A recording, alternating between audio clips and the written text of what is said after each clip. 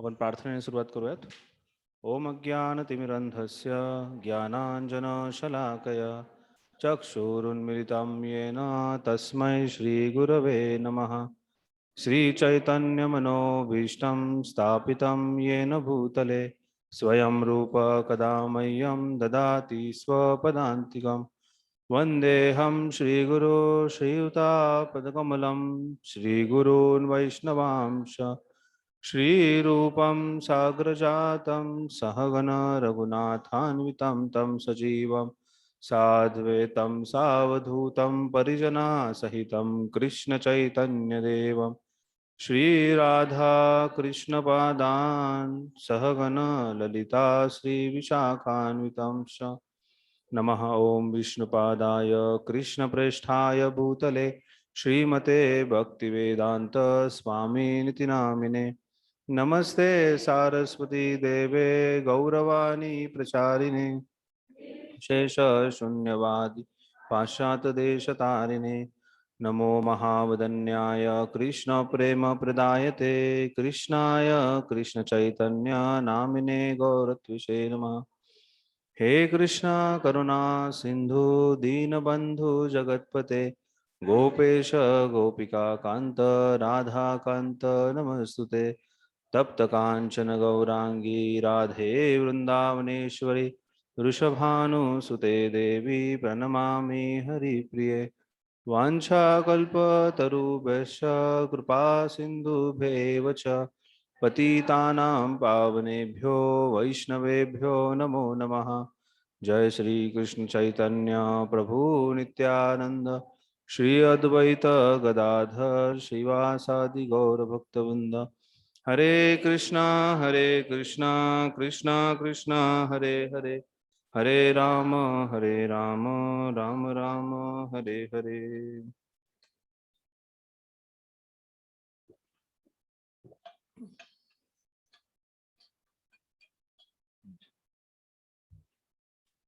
हरे कृष्ण. तर आपण पहिला श्लोक त्याचं पठण करूयात, मग नंतर दुसऱ्या श्लोकाचं पठण करून पुढे जाऊयात. तर आपले कोणी भक्तांचं जर पाठांतर झालं असेल तर माईक घेऊन माईकमध्ये बोला.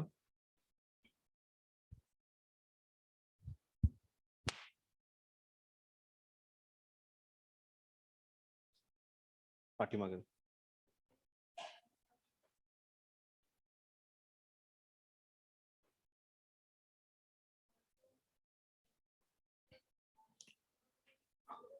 माताजी तुम्ही एक एक लाईन म्हणा, त्याच्यानंतर बाकीचे म्हणते. माईक चालू करा. हरे कृष्ण. वाचो वेगम मनसा क्रोध वेगम वाचो वेगम मनस क्रोध वेगम जिह्वा वेगम मुदिरुपस्त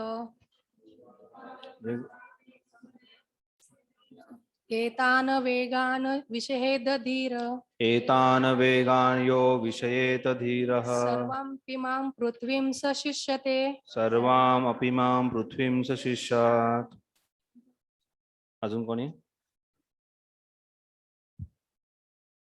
वाचो वेगम मनसः क्रोध वेगम वाचो वेगम मनसः क्रोध वेगम जिह्वा वेगम उदरोपस्थ वेगम जिह्वा वेगम उदरोपस्थ वेगम एतान वेगान यो विषहेत धीरः एतान वेगान यो विषयेत धीरः सर्वामपि मां पृथ्वीं सशिष्यात्. सर्वामपि मां पृथ्वीं सशिष्यान्. प्रभुजी एक कोणीतरी.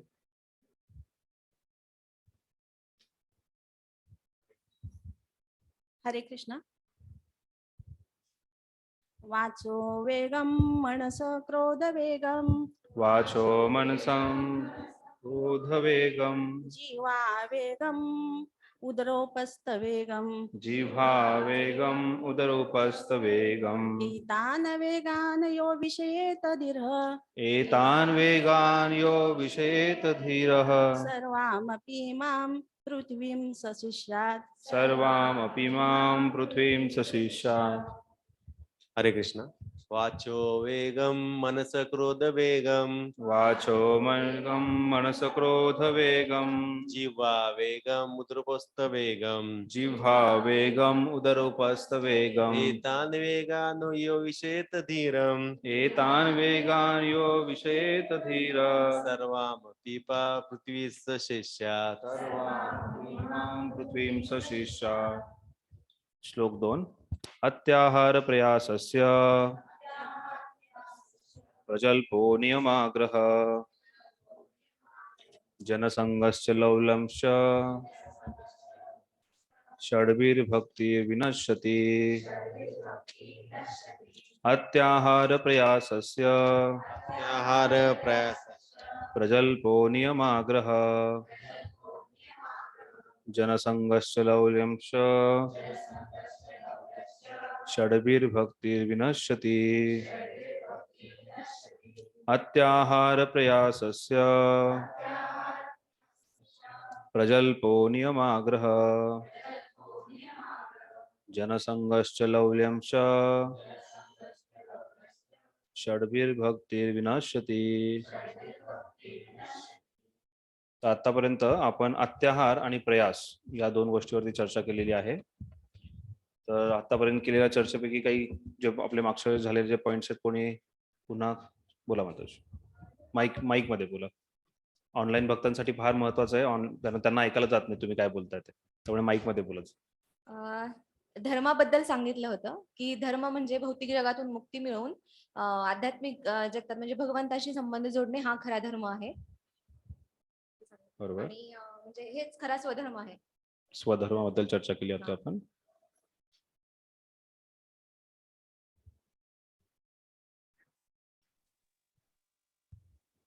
हरे कृष्ण प्रभूजी. हरे कृष्ण. बोला माताजी. अत्याहार करायचा नाही, कोणत्याही गोष्टीचा संग्रह करायचा नाही, अति खायचं नाही, अति धन जमा करायचं नाही, अति संपत्ती अति संग्रह कोणत्याही गोष्टीचा करायचा नाही. मग त्याच्यासाठी तुम्ही ते 6 महिन्याने कपाट उघडायचं आणि ज्या वस्तू नकोय त्या निरर्थक गोष्टी बाहेर टाकायच्या ते सांगितलं होतं. बरोबर. नंतर अंतरंगा बहिरंगा तटस्थ शक्तीचं सांगितलं होतं. ठीक आहे. बोला माताजी. हरे कृष्ण. ते माताजींनी सांगितलं भगवंतांच्या 3 मूलभूत शक्तींचा पहिलं सुरुवातीला अंतरंगा शक्ती, बहिरंगा शक्ती आणि जीव तटस्थ शक्ती. अंतरंगा शक्ती म्हणजे लादिनी शक्ती राधाराणी. जीव तटस्थ शक्तीमध्ये महात्मा आणि दुरात्माचे 2 डिफरन्स येतात आणि बहिरंगा शक्तीमध्ये आदिभौतिक आदि आध्यात्मिक आणि आदिदैविक हे 3 हे क्लेश आहेत. क्लेश आहेत. बरोबर. तर आपण ह्या नियमांचं पालन का करावं त्याचं सुरुवातीला प्रभुपाद तात्पर्यामध्ये समजून सांगतायत की आपण ह्या नियमांचं पालन जर केलं नाही तर आपल्या भक्तीचा नाश होईल. आणि आपण भक्ती का करतोय त्यासाठी त्याचं एक्सप्लेनेशन देताना प्रभुपादजी सांगतात की आपण जे आहोत ते तटस्थ शक्ती आहोत. आपण जर अंतरंग शक्तीचं शरण घेतलं नाही तर आपण बहिरंग शक्तीचं शरण घेऊ आणि मोहमायामध्ये अडकून आपण इथेच राहू. तर जीवात्म्याने ह्या मनुष्य देहाचा पूर्णपणे उपयोग करून आपल्याला भक्ती केली पाहिजे. त्यासाठी प्रभुपादांनी भक्तीचं महत्व समजून सांगितलं आणि अशा भक्तीचा नाश कोणत्या गोष्टीमुळे होऊ शकतो ते या श्लोकामध्ये सांगितलं. त्यात सर्वात पहिली गोष्ट म्हणजे अत्याहार. त्यात माताजींनी सांगितलं की अत्याहार जो आहे तो व्यक्तीने करू नये. मग अत्याहार वेगवेगळ्या प्रकारचा असू शकतो. अत्याहार म्हणजे अति आहार घेणं ज्याच्यामुळे शारीरिक व्याधी होऊ शकतात किंवा मानसिक तणाव येऊ शकतो. अत्याहार म्हणजे ज्या गोष्टी आपल्या गरजेच्या नाही आहेत किंवा ज्या आपल्याला ज्याची गरज नाही आहे त्याच्यापेक्षा जास्त गोष्टी कलेक्ट करतात. त्यासाठी आपण एक उदाहरण पाहिलं होतं. कोणी सांगू शकतो उदाहरण ते? 6 महिन्यानंतर कपाट उघडून पाहायचं त्यातल्या कोणती गोष्ट आपल्याला आपण 6 महिने वापरलेली नाही आहे ती गोष्ट आपण काढून कोणाला तरी दुसऱ्याला देणं गरजेचं आहे. त्याच्या व्यतिरिक्त प्रभुपादांनी तात्पर्यामध्ये एक उदाहरण सांगितलं होतं तांदळाच्या पोताचं. तर तांदळाचं पोतं जर एका ठिकाणी आणून ठेवलं तर पक्षी येतील ते उचलून घेऊन जातील, काही बाकीचे प्राणी आहेत ते येतील ते जेवढं खायचं तेवढं खाऊन जातील, पण मनुष्य येऊन ते पूर्ण बोचकं आपल्या खांद्यावर टाकून घरी घेऊन जाईल. कारण मनुष्यामध्ये अत्याहार करायची सवय म्हणजे धनसंचय असू शकतो, संपत्तीचा संचय असू शकतो किंवा ज्या काही अतिरिक्त गोष्टी आहेत त्याचा संचय करण्याची फार सवय. हा संचय केल्यानंतर आपणच अडचणीत येणार आहे. त्यामुळे हा संचय आपण करू नये आणि हे भक्तीचा विनाश होण्यासाठी एक कारण ठरू शकतं अत्याहार. त्याच्या व्यतिरिक्त आणखीन काय शिकलो होतो आपण अत्याहारामध्ये? गाय आणि जमीन, एक जमिनीचा तुकडा जरी असेल तरी त्याच्यात मनुष्याचं जीवन जगू शकतो मनुष्य. व्यक्तीकडे जर गाय असेल आणि जमीन असेल तर त्याच्यामध्ये मनुष्य आपलं पूर्ण काही जीवन उदरनिर्वाह करू शकतो. दुर्भाग्याची गोष्ट अशी आहे की आपण उदरनिर्वाहासाठी जगतोय, पण प्रभुपाद इथं तात्पर्यामध्ये सांगतात की उदरनिर्वाहासाठी आपल्याला जगायचं नाहीये. हा मनुष्य देह जो आहे हा उदरनिर्वाहासाठी नाहीये. मग बऱ्याच जणांना स्ट्रगल फॉर एक्झिस्टन्स म्हणतात आणि त्याच्यासाठी पापी पेट का सवाल म्हणून त्यासाठीच पूर्णपणे कष्ट केले जातात जगामध्ये.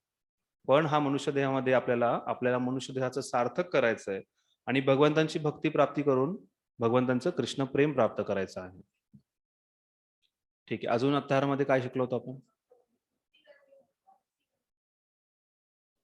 4 प्रकार शिकलो होतो आपण अत्याहारामध्ये: भुक्तिकर्मी, सिद्धिकर्मी, मुक्तिकर्मी आणि कर्मी जे आहेत ते मटेरियलिस्टिक, जे कर्मी लोक आहेत.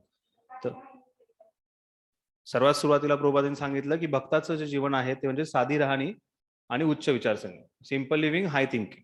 पण आजकालच्या जगात सिम्पली लिव्हिंग हार्डली थिंकिंग, जसं असंच जीवन जगायचं म्हणून जगतात आणि विचार करत नाहीये. म्हणजे स्वतःला फार बुद्धिजीवी समजणारे लोक, वैज्ञानिक समजणारे लोक सुद्धा विचार करत नाही की हा मनुष्य जन्म कशासाठी. प्रत्येकाला वाटतं की माझ्या जीवनामध्ये कसल्याही प्रकारचं दुःख येऊ नये, पण हे दुःख काय येतं याचा कोणी विचारच करत नाही. आणि दुःखाचं सगळ्यात प्रमुख कारण म्हणजे अत्याहार आहे. एवढा संचय करायची सवय आहे किंवा संचय करण्यासाठी एवढा प्रयत्न चाललाय, मग त्याच्यामुळे काय होतं, कलियुगाची 2 लक्षणं आहेत: कॉरल आणि हिपोक्रसी, म्हणजे भांडणं करणं आणि दुसऱ्यांना फसवणं. हे फसवणूक आणि भांडणं हे कशामुळे होते? कारण अत्याहार करण्याचा, संचय करण्याची सवय आहे व्यक्तीला. जो लोभ आहे त्या लोभामुळे व्यक्तीचा आहे तो ह्या अत्याहाराच्या आहारी जातो आणि नंतर त्यामुळे तो व्यक्ती अडतो. तर भुक्तिकर्मी म्हणजे जे कर्मयोगाचा पालन करतात, फळाची अपेक्षा ठेवून ते पूर्ण त्याचं जास्तीत जास्त कर्म करून मी ते फळाची अपेक्षा ठेवतो किंवा स्वतःला करता समजतो, असे कर्मयोगाचं पालन करणारे सुद्धा अत्याहारी असू शकतात.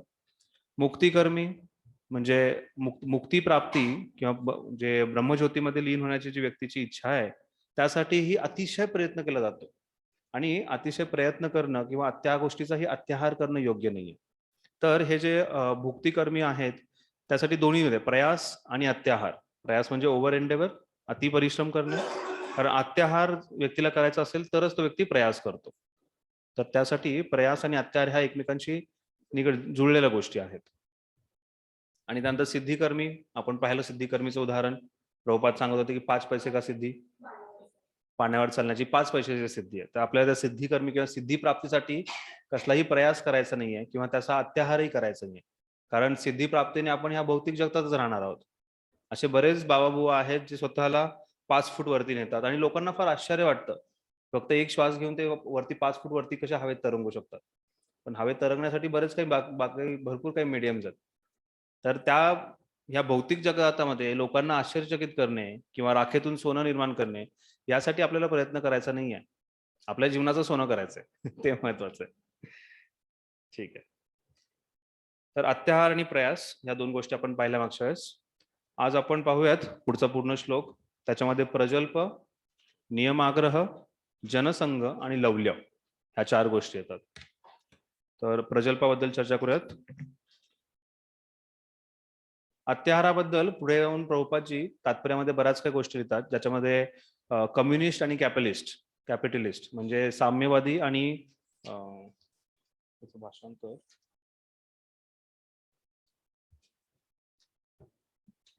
भांडवलदार भांडवलदार यांच्याबद्दल प्रभुपादजी चर्चा करतात. तर ते तात्पर्य तुम्ही वाचा पूर्ण. तर त्याच्यामध्ये एकच गोष्ट महत्वाची सांगितली आहे की जे व्यक्ती जे आहेत स्वतःच्या सुखासाठी भरपूर अत्याहार करतात आणि काही असे व्यक्ती असतात की त्या व्यक्तींना आनंद मिळू नये किंवा त्या व्यक्तींना संपत्ती मिळू नये म्हणून देशासाठी किंवा एका समाजासाठी काहीतरी करण्याचा प्रयत्न करतात. आणि प्रभुपाद या दोघांचंही खंडन करतायत की ह्या दोन्ही प्रकारच्या अत्याहाराच्या वृत्ती योग्य नाहीये. कारण इथे कुठेही मनुष्य स्वधर्म जो आहे किंवा मनुष्याचा जो धर्म आहे त्याच्यासाठी जे गरजेचं आहे ते करत नाहीयेत व्यक्ती. बऱ्याच वेळा काय होतं की काही व्यक्ती स्वार्थी असतात. स्वार्थी म्हणजे स्वतःचा अर्थ पाहतात, स्वतःबद्दल, हे शरीर आणि माझ्याबद्दल काय योग्य ते पाहतात. त्यानंतर थोडासा विकसित होतात आणि थोडंसं विकसित होऊन ते मी आणि माझ्याशी संबंधित म्हणजे माझं कुटुंब जे आहे त्या कुटुंबाचा कसा आनंद होईल, कुटुंबाला कसा आनंद मिळता येईल त्याचा प्रयत्न करतात. त्याच्यानंतर आणखीन थोडी चेतना विकसित झाल्यानंतर मी आणि माझं शहर, पुणे शहर, आपल्याला वाटतं ना मी पुणेकर, असा आपल्याला अभिमान असतो त्या गोष्टीचा. मग मी महाराष्ट्रीयन, जय महाराष्ट्र. त्यानंतर मग जय भारत, देशवासी. हा जो भाव आहे किंवा ही जी चेतना आहे, ही प्रत्येक कुठल्याही देशात गेल्यानंतर अमेरिकन म्हणतो की मला अमेरिका आवडते, किंवा ऑस्ट्रेलिया किंवा दुसऱ्या कुठल्याही देशात गेला तर तेव्हा तो म्हणतो माझा देश महान. सारे जहां से अच्छा हिंदुस्तान हमारा आपण म्हणतो. त्यानंतर बाहेर गेल्यानंतर बाहेरचे व्यक्ती म्हणतात. तर ही जी चेतना आहे ती मनुष्य देहासाठी किंवा मनुष्य जीवनासाठी योग्य नाही आहे. मनुष्य जीवाची म्हणजे ह्या सर्वांना आनंद देण्याचा आपण प्रयत्न किंवा ह्यासाठी स्ट्रगल करणं, यासाठी आपण प्रयत्न करणं योग्य नाहीये. आणि ह्याचसाठी सगळेजण अत्याहार करत आहेत. तर त्याचंच खंडन प्रभुपाद करतायत पूर्णपणे, की ना जे व्यक्ती अशा आहेत की जे स्वतःचा पण विचार करतायत आणि त्यासाठी संपत्ती अर्जित करून करोडपती होत आहेत, आणि काही असे व्यक्ती आहेत की समाज किंवा देश याचा विचार करून त्यांच्यासाठी समाज, जे काही पॉलिटिशियन किंवा राजनेते असतात की बाबा देशाला विकसित करायचंय आणि किंवा समाजाला काही योग्य ठरवायचं, तर त्यासाठी प्रयत्न करतात. या दोन्ही गोष्टी अत्याहारातच येतात आणि असा अत्याहार हा मनुष्य देहासाठी योग्य नाहीये. ठीक आहे, तर ते तुम्ही तात्पर्यामध्ये नक्की वाचा. आता आपण पाहूयात प्रजल्प. वाचा कोणी प्रजल्पाबद्दल.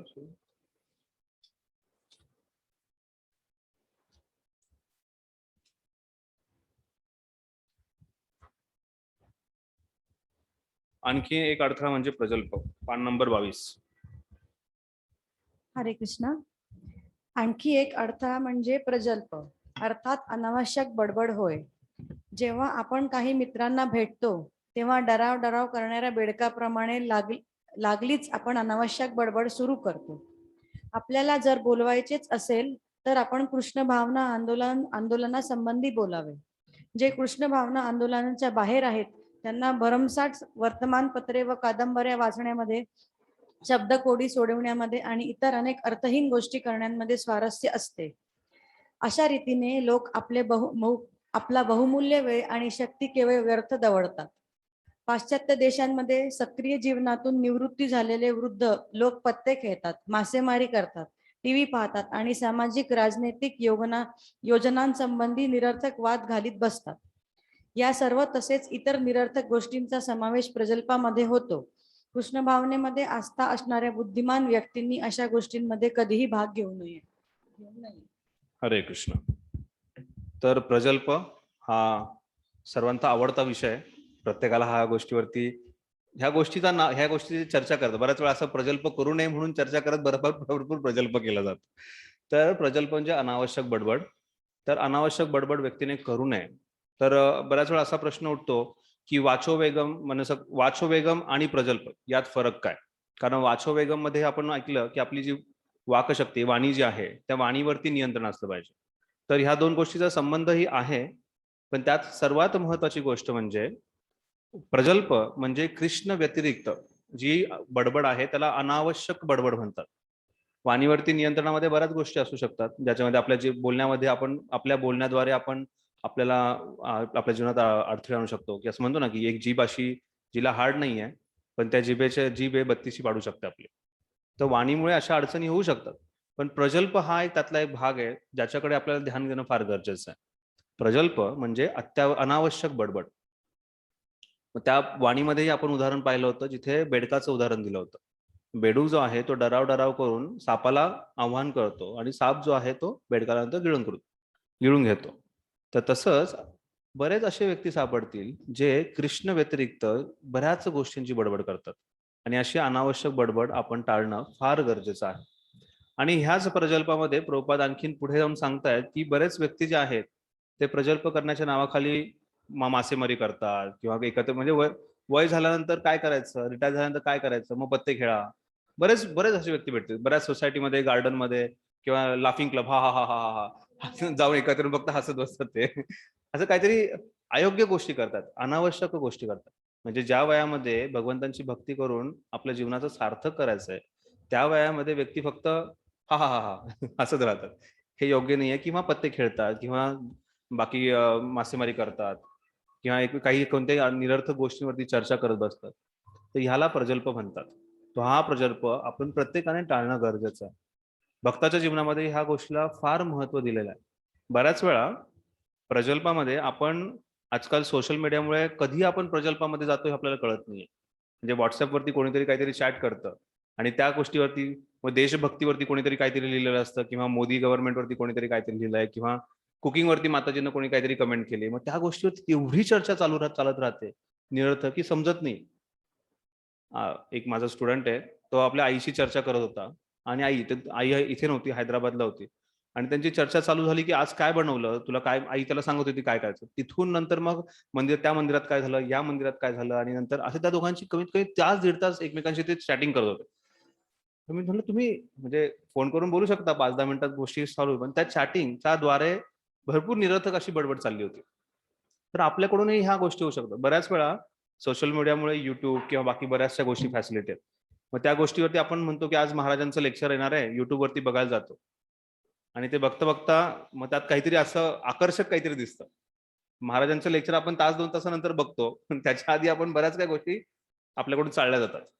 तर आपण भक्त जो आहे ना, प्रभुपादजी नेहमी म्हणायचे, before becoming Krishna conscious become conscious. म्हणजे कृष्ण भावना भावित किंवा कृष्ण बद्दल चेतना वाढवण्यासाठी तुम्ही तुमची भावना कुठे, तुमची चेतना कुठे, ह्या गोष्टीकडे लक्ष ठेवा. हे फार महत्वाचं आहे. म्हणजे कृष्ण कॉन्शियस बनण्याआधी आपण कॉन्शियस बनायचंय. कृष्ण भावना भावित होण्याच्या आधी आपण कुठे आपली भावना आहे ती समजणं फार गरजेचं आहे. जर आपण कॉन्शियस नसतो तर आपण कृष्ण कॉन्शियस कधीच बनणार नाही. हे फार महत्वाची गोष्ट सांग. त्यामुळे आपण भक्तांनी सुद्धा आपल्याकडून कोणत्या निरर्थक गोष्टी होत आहेत ह्या गोष्टीकडे लक्ष देणं फार गरजेचं आहे. पदम पद यद विपदम न तेषाम, या भौतिक संसाराचं वर्णन करताना सांगितलं की प्रत्येक पावलावरती भयानक काहीतरी गोष्टी घडू शकतात आपल्यावर. Every step there is danger. तर जर प्रत्येक पावलावरती काही भयानक गोष्टी असणार, म्हणजे जर सैनिक जे आहेत ते युद्धभूमीवर असताना जे दुसरे जे शत्रू पक्षातले लोक आहेत ते बऱ्याच वेळा सुरुंग पेरतात. तर त्यामुळे त्यांना प्रत्येक गोष्टीची चाचणी करत जावं लागतं. जर त्यांनी दुर्लक्ष केलं तर तो सुरुंग फुटू शकतो आणि एकाच वेळेस बऱ्याचशा सैनिकांचा मृत्यू होऊ शकतो. त्याच प्रकारे आपण पण एका युद्धभूमीमध्ये आहोत आणि आपण त्या युद्धभूमीमध्ये जाताना जर आपण काळजीपूर्वक गेलो नाही, आपण जर लक्षपूर्वक जर राहिलं नाही, तर आपण सुद्धा आपल्या जीवनामध्ये असे बरेचसे सुरुंग फोडू शकतो मायादेवीचे, ज्याच्यामुळे आपल्या भक्तीचा विनाश होऊ शकतो. आणि त्यामुळेच आपल्याला गोस्वामींनी सांगितलेलं आहे की आपण ह्या गोष्टीकडे फार काळजीपूर्वक लक्ष देणं गरजेचं आहे. तर त्यासाठी आहे हे म्हणजे निरर्थक बडबड किंवा प्रजल्प टाळणं फार गरजेचं आहे. प्रजल्पामुळे खूप आपल्या वेळेचं नुकसान होतं आणि खूप खूप असं आपली मानसिक जी शक्ती आहे त्याचंही आपलं असंतुलन होऊ शकतं. त्यामुळे प्रजल्प टाळणं हे आपल्यासाठी फार गरजेचं आहे. पुढे जाऊन श्रील भक्ती सिद्धांत सरस ठाकूर आपल्या अनुवृत्ती टीकेमध्ये सांगतात, पुन्हा 4 प्रकारच्या व्यक्तींचं ते वर्णन करतात. 3 प्रकारचे, ज्ञानी, कर्मी आणि कर्मी. कर्मयोगी आणि कर्मी. तर ज्ञानी व्यक्ती जे आहेत तेही बऱ्याच प्रकारचा प्रजल्प करतात. कशा प्रकारचा प्रजल्प करू शकतात ज्ञानी व्यक्ती?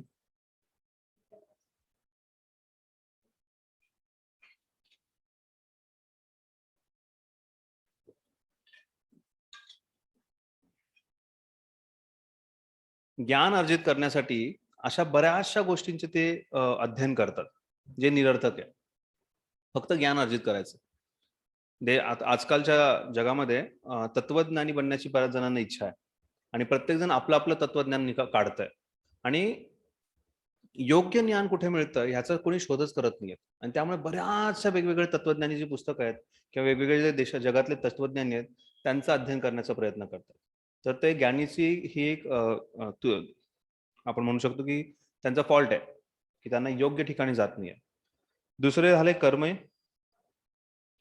पुण्यकर्म किंवा पुण्याचं अर्जन करण्यासाठी हे कर्मयोगी जे आहेत ते अति जास्त प्रयत्न करतात आणि त्यासाठी त्या जे काही कार्य केले जातात, म्हणजे जे काही रिच्युअल्स केले जातात, जे काही संस्कार केले जातात, त्या संस्काराच्या पाठीमागे जाणे किंवा त्या गोष्टीबद्दल भरपूर अनावश्यक वेळ त्या गोष्टीमध्ये घालवणे, ते म्हणजे कर्मयोगाची व्यक्ती करतात. म्हणजे त्यांना वैदिक संस्कृतीचं पालन करायचंच आहे, पण मग सगळ्या संस्कार 17 संस्कार मनुष्याच्या जीवनामध्ये होतात. जन्मापासून मृत्यूपर्यंत प्रत्येक मनुष्याच्या जीवनामध्ये 17 संस्कार केले जातात. त्या 17 संस्कारामध्ये आणखीन काहीतरी डिटेलमध्ये जाणं आणि त्या गोष्टीवरती का, कारण मला पुण्य मिळाला पाहिजे असा विचार करून अनावश्यक वेळ वाया घालवतात ते कर्मयोगी. आणि भौतिकवादी व्यक्तींचं तर काय बोलायचं, ते म्हणजे त्यांचं उदाहरण प्रभुपादांनी दिलं, बेडकाप्रमाणे नुसतं डराव ते व्यक्ती करत राहतात.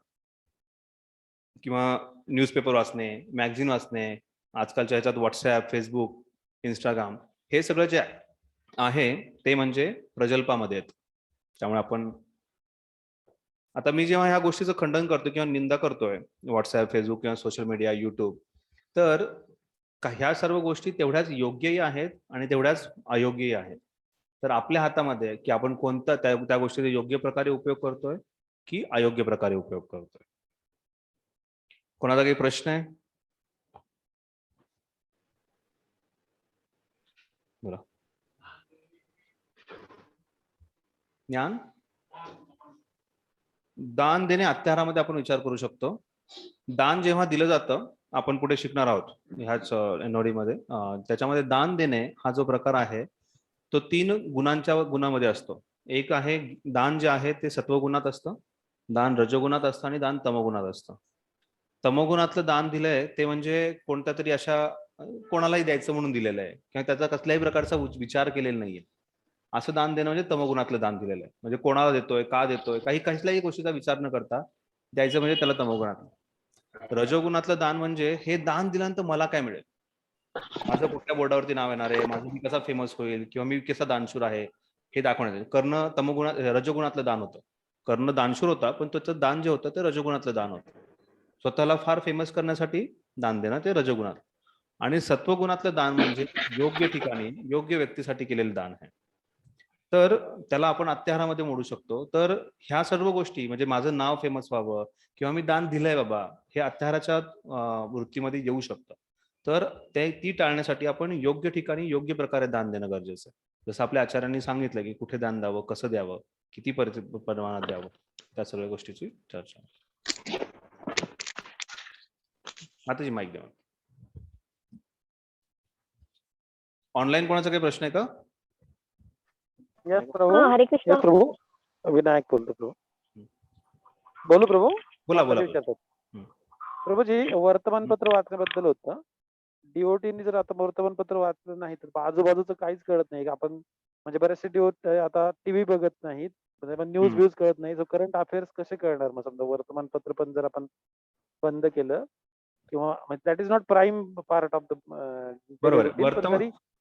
कसं असतं ना, वर्तमानपत्र वाचण्यामध्ये 2 प्रकारचे वर्तमानपत्र वाचता येतात. एक म्हणजे सुरुवातीच्या कोपऱ्यातल्या पहिल्या शब्दापासून शेवटच्या शब्दापर्यंत वर्तमान वाचतात. म्हणजे मी बघितलेलं आहे बऱ्याच घरामध्ये पिताश्री आजोबा जे काय आहे ते वर्तमानपत्राच्या पहिल्या शब्दापासून शेवटचा शब्द, आणि त्याच्यामध्ये इतक्या निरर्थक गोष्टी असतात की ज्याच्यामुळे आपल्याला पूर्णपणे भ्रमित होऊ शकतो. तर ते अत्याहार झाला तो, किंवा ते करणं म्हणजे प्रजल्प आहे. दुसरी गोष्ट म्हणजे आपण वर्तमानपत्र वाचलं तर आपल्याला बाहेरचं ज्ञान मिळेल असं प्रत्येक वेळेस गरजेचं नाहीये. आणि वर्तमानपत्र वाचताना सुद्धा मी असं म्हणत नाही की वर्तमानपत्र वाचायचं नाहीये. वर्तमानपत्र वाचताना सुद्धा कोणती गोष्ट योग्य आहे, कोणती गोष्ट वाचावी, हे ह्या गोष्टीकडे ध्यान देणं गरजेचं आहे. आता काही विद्यार्थी असतात जे UPSC MPSC तयारी करतात, त्यांना त्या गोष्टींचं ज्ञान होणं फार गरजेचं आहे की बाबा आत्ताच्या सध्याच्या जगात काय घडामोडी होत आहेत, त्या घडामोडींचं ज्ञान असणं गरजेचं आहे. पण एखादी गृहिणी आहे, त्या गृहिणीला समाजाशी पूर्णपणे संपर्क येत नाहीये. मग तिने प्रत्येक गोष्टी, बाबा मोदीने आज काय भाषण दिलं आणि त्या भाषणात त्यांनी हे चुकीचं बोललं आणि हेच योग्य बोललं किंवा अयोग्य बोललं, ह्यावर तर चर्चा करणे किंवा हे करणं गरजेचं आहे का? नाही. तर आपल्या गरजेनुसार आपण जितकं वाचू किंवा जितकी माहिती घेऊ तेवढं ठीक आहे. दुसरी गोष्ट, आपण जरी वर्तमानपत्र वाचलं नाही तरी आपल्या आजूबाजूचे बरेच असे व्यक्ती आहेत जे आपल्याला नक्कीच माहिती देणार आहेत. आम्ही ब्रह्मचर्य आश्रममध्ये राहतोय, आम्हीही आपल्या सर्वांबरोबर समाजात राहतोय, आम्ही वर्तमानपत्र वाचत नाही, तरीही आम्हाला माहिती आहे की मोदी या राष्ट्राचे पंतप्रधान आहेत, महाराष्ट्राचे मुख्यमंत्री उद्धव ठाकरे आहेत हे आम्हाला माहिती आहे. किंवा आता तालिबानवरती किंवा अफगाणिस्तानचं जे काही झालं होतं, तालिबानने अफगाणिस्तानवरती अटॅक केला होता, तीही कल्पना आहे. तर असे बरेच व्यक्ती जे आहेत आपल्याला येऊन नक्की सांगणार आहेत. त्यामुळे त्यासाठी आपण ओव्हर एंडेवर किंवा प्रयास करणं गरजेचं नाहीये. कमी कर. तर मी या गोष्टीबद्दल बोलू शकतो. हरे कृष्ण. फक्त थोडं वाचणं पुरेसं आहे असं तुम्ही म्हणता? जेवढं आपल्याला गरजेचं आहे. प्रत्येक व्यक्तीने आपली गरज ठरवणं गरजेचं आहे आणि त्या गरजेनुसारच वाचणं योग्य आहे. नाहीतर आपला बराच वेळ ह्या गोष्टीमध्ये जातो. आपण सगळ्यांनी पाहिलंच असेल की आपल्यात बराच वेळ त्याच्यात जाऊ शकतो. तर आपल्याला कोणीतरी येऊन सांगेलच, नाही सांगितलं आणि आपल्याला गरज असेल तर थोडंफार वाचणं गरजेचं आहे, पण तो जास्त नको, ज्याच्यामध्ये अनावश्यक आपला वेळ गेला नाही पाहिजे. अव्यर्थ कालत्वम आपण उपदेशामृत मध्ये शिकणार आहोत, सॉरी भक्ती रसामृत मध्ये हे एक जो विशेष गुण आहे भक्ताचा तो शिकणार आहोत. अव्यर्थ कालत्वम म्हणजे भक्त जो आहे तो व्यर्थ काल दौडत नाही. तो जो आहे पूर्णपणे जो आपला वेळ आहे त्याला माहिती की बाबा आपल्या जीवनामध्ये एवढाच वेळ आपल्याकडे. आपण जेव्हा प्रल्हाद महाराज सांगतात, पूर्ण जीवनाचं वर्णन करतात की एवढा वेळ झोपण्यात जातो, एवढा वेळ खेळण्यात जातो, त्याच्यामध्ये आपल्याला कळेल की आपल्याकडे फार कमी कालावधी आहे. त्यामुळे भक्त जो आहे आपल्या जीवनातला वेळ अव्यर्थ घालत नाही, दौडून देत नाही. ठीक आहे प्रभूजी. विनायक प्रभू. हरे कृष्ण प्रभूजी. हरे कृष्णा. बोला. दंडवत प्रणाम प्रभूजी. प्रकल्पामध्ये तुम्ही सांगितलं ना भोक्तिकर्मी, मुक्तिकर्मी, सिद्धिकर्मी, तर अजून एक सांगितलं का तुम्ही का तीनच सांगितलंय? भौतिकवादी. चौथं म्हणजे भौतिकवादी. ओके, धन्यवाद.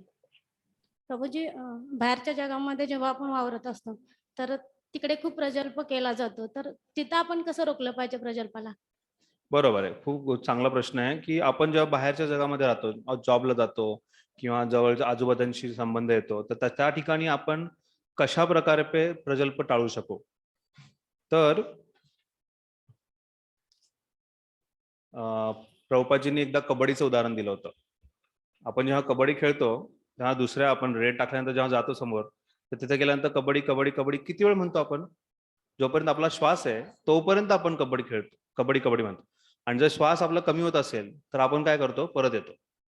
आपण जात नाही कबड्डी कबड्डी, कोणाच्या तरी हात खांद्यावरती हात ठेवतोय, कोणाला तरी असंच मिठी मारतोय, असं करत नाही की कोणाची गप्पा मारत बसतोय तिथे, असं आपण कबड्डी खेळत नाही. तर त्याच प्रकारे आपण जेव्हा बाहेर भौतिकवादी लोकांशी संपर्क ठेवतो, आपला संपर्क तेवढाच असला पाहिजे. नाहीतर काय करू, कोणाच्या खांद्यावर हात ठेवल्यानंतर काय तो आपल्याला घेऊन आउट करून टाकेल ना. आपण जाऊ. तसंच आहे, जेव्हा आपण बाहेरच्या व्यक्तींशी संपर्क ठेवतो तेवढाच संपर्क ठेवला पाहिजे जोपर्यंत आपला श्वास टिकणार आहे. म्हणजे जोपर्यंत आपली कृष्ण चेतना जी आहे ती आपली कृष्ण चेतनाच राहणार आहे, भौतिकवादी चेतना होणार नाहीये. त्याचा आपण खूप म्हणजे त्या गोष्टीकडे लक्ष देणं फार गरजेचं आहे. तर तसंच आपण जेव्हा बाहेरच्यांशी जेव्हा संपर्क येतो की तेवढाच आपला वार्तालाप असावा किंवा तेवढीच आपला, असं म्हणू शकत नाही की बाबा आम्ही कृष्ण भक्त आहे, आम्ही कोणाशी बोलणारच चालणार. तर योग्य तो संपर्क असणं गरजेचं आहे. आणि दुसरी महत्वाची गोष्ट, आपण जर जीवनात काही योग्य पालन करत असो, कोणत्या नियमांचं किंवा कोणत्या प्रिन्सिपलचं जर पालन करत असो, तर नक्कीच समोरचा व्यक्ती जो आपला सन्मान करणार आहे आणि त्याचप्रमाणे तो आपल्याशी वार्तालाप करणार आहे. एखादा, जसं मी सांगत होतो की माझ्या कॉलेज, मी जेव्हा कंपनीत काम करत होतो त्यावेळेस आजूबाजूची जी लोक आहेत ते नेहमीच घाणेरड्या गोष्टींची चर्चा करायची. पण नंतर एक 2-3 आठवड्यांनी त्यानंतर कळालं की हा व्यक्ती ह्या चर्चेत भाग घेत नाही. त्यांनी मला स्वतःहून सांगितलं, बाबा तू उद्यापासून तुझा डबा तिकडे बाजूला जाऊन खात जा. ते व्यक्ती सन्मान करतात आपला, किंवा त्या व्यक्तीलाही कळतं की ह्यांच्याशी काय चर्चा करायची. पण आपण जर आवडीने चवीने जर त्या गोष्टीत चर्चेत भाग घेतला तर त्यांना म्हणलं आपलाच आहे बाबा, घ्या याला बरोबर, तर हे समजणं गरजेचं आहे. अशा प्रकारे आपण करणं गरजेचं. येस प्रभूजी. अजून कोणाचा काही प्रश्न आहे? ठीक आहे, आपण पुढचं वाचूयात. जनसंघ वाचा कोणी. हरे कृष्ण. जनसंघ म्हणजे कृष्ण भावनेमध्ये आस्था नसणाऱ्या लोकांशी संघ करणे होय. मनुष्याने अशी संगती कटाक्षाने टाळली पाहिजे. म्हणून श्रील नरोत्तम दास ठाकूर यांनी आपापल्या केवळ कृष्ण भावना भवित भक्तांच्या संगतीत राहण्याचा उपदेश दिला आहे. भक्त सने वास. मनुष्याने सदैव भगवत भक्ताच्या संगतीत भगवत सेवेमध्ये संलग्न झाले पाहिजे. सारख्या प्रकारचे कार्य करणाऱ्या लोकांच्या संगतीत राहणे हे त्या कार्यात प्रगती करण्यास फार सहाय्यकारक असते. यामुळेच भौतिकवादी लोक आपले व्यवसाय वाढवण्याकरिता विविध प्रकारच्या संघटना आणि क्लब्स बनवतात. उदाहरणार्थ, व्यापारी जगतात आपल्याला स्टॉक एक्सचेंज आणि चेंबर ऑफ कॉमर्स आदी संस्था आढळतात. त्याचप्रमाणे ज्यांना श्रीकृष्णाचे विस्मरण झालेले नाही त्यांच्याशी सत्संग करण्याची संधी लोकांना देण्याकरता आम्ही आंतरराष्ट्रीय कृष्ण भावनामृत संघाची स्थापना केली आहे. आमच्या इस्कॉन आंदोलनाने उपलब्ध करून दिलेल्या या आध्यात्मिक संगताची व्याप्ती दिवसेंदिवस वाढत आहे. जगाच्या विविध भागातील लोक आपल्या सुप्त कृष्ण भावना जागृत करण्याकरता या संघटनेत सहभागी होत आहेत. हरे कृष्ण. हरे कृष्ण. जनसंघ कोणत्या प्रकारचा संघ आपण घेतोय, किंवा जनसंघ म्हणजे जे सामान्य जन आहेत, त्या किंवा बाहेरचे लोक आहेत त्यांचा आपण संघ घेतल्यानंतर ते किती घातक होऊ शकतं आपल्या भक्तीला, त्याच्याबद्दल इथे प्रभुपाद चर्चा करतायत. तर त्या चर्चेमध्ये प्रभुपाद सांगतायत की कोणाचा संघ करू नये. एक म्हणजे जे कृष्ण भावना भावित नाहीत, की ज्यांना कृष्ण भावनेमध्ये काहीही रुची नाहीये, अशा लोकांचा संपर्क टाळणं गरजेचं आहे. दुसरं ते म्हणजे मायावादी व्यक्ती, जे वैष्णवांची निंदा करतात आणि त्याचबरोबर भगवंतांचीही निंदा करतात. कारण मायावादी व्यक्ती जे आहेत ते नेहमी सांगतात की कृष्ण आणि भगवंत किंवा आत्मा आणि परमात्मा एकच आहे, आणि नंतर आपणच परमात्मा होणार आहोत, की आपणच भगवंत होणार. ही सर्वात जास्त भयंकर निंदा आहे या जगतातली. अशा निंदा करणाऱ्या व्यक्तींबरोबर राहू नये. त्यामुळे आपण कोणाचे प्रवचन ऐकतो, बऱ्याच वेळा आपल्याला दुर्भाग्याची अशी गोष्ट आहे की वारकरी संप्रदायामध्ये, कारण आपण सगळ्यांचा वारकरी संप्रदायाशी संपर्क आलेला आहे कुठल्या ना कुठल्या प्रमाणात, तर वारकरी संप्रदायामध्ये अद्वैताबद्दलच चर्चा केली जाते. जरी त्यांना माहिती आहे की द्वैतवाद, जे तुकाराम महाराजांनी सांगितलं आहे की जीवात्मा आणि परमात्मा हे वेगळे आहेत, हे माहिती असून सुद्धा ते अद्वैताची चर्चा करतात आणि अद्वैतच योग्य आहे किंवा शंकराचार्यांनी जी शिकवण दिली आहे ती योग्य आहे असं मानून ते पुढे चालतात. आणि त्यामुळे अशा आपण काय ऐकतोय, कोणाकडून ऐकतोय हे फार गरजेचं आहे. त्यामुळे एक जो कृष्ण भक्त आहे त्याच्याकडूनच ऐकणं गरजेचं आहे.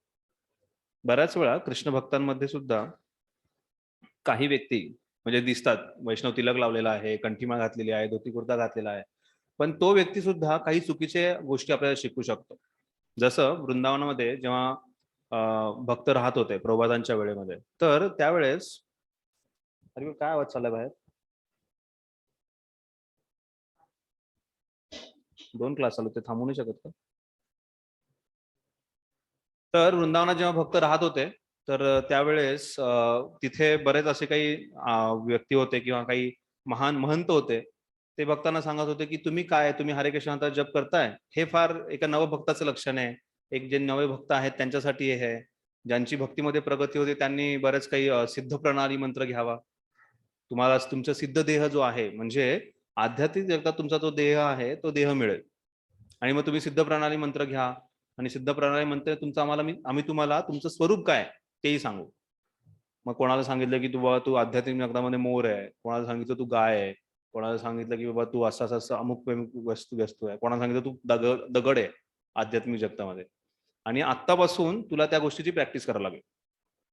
आणि काही आपले प्रभुपादांच्या वेळेसचे भक्त आहेत, त्यांनी त्या सिद्ध प्रणाली मंत्र किंवा ते सिद्ध देह माझा असाच आहे त्याची मला प्रॅक्टिस करायची आहे म्हणून सुरुवात केली.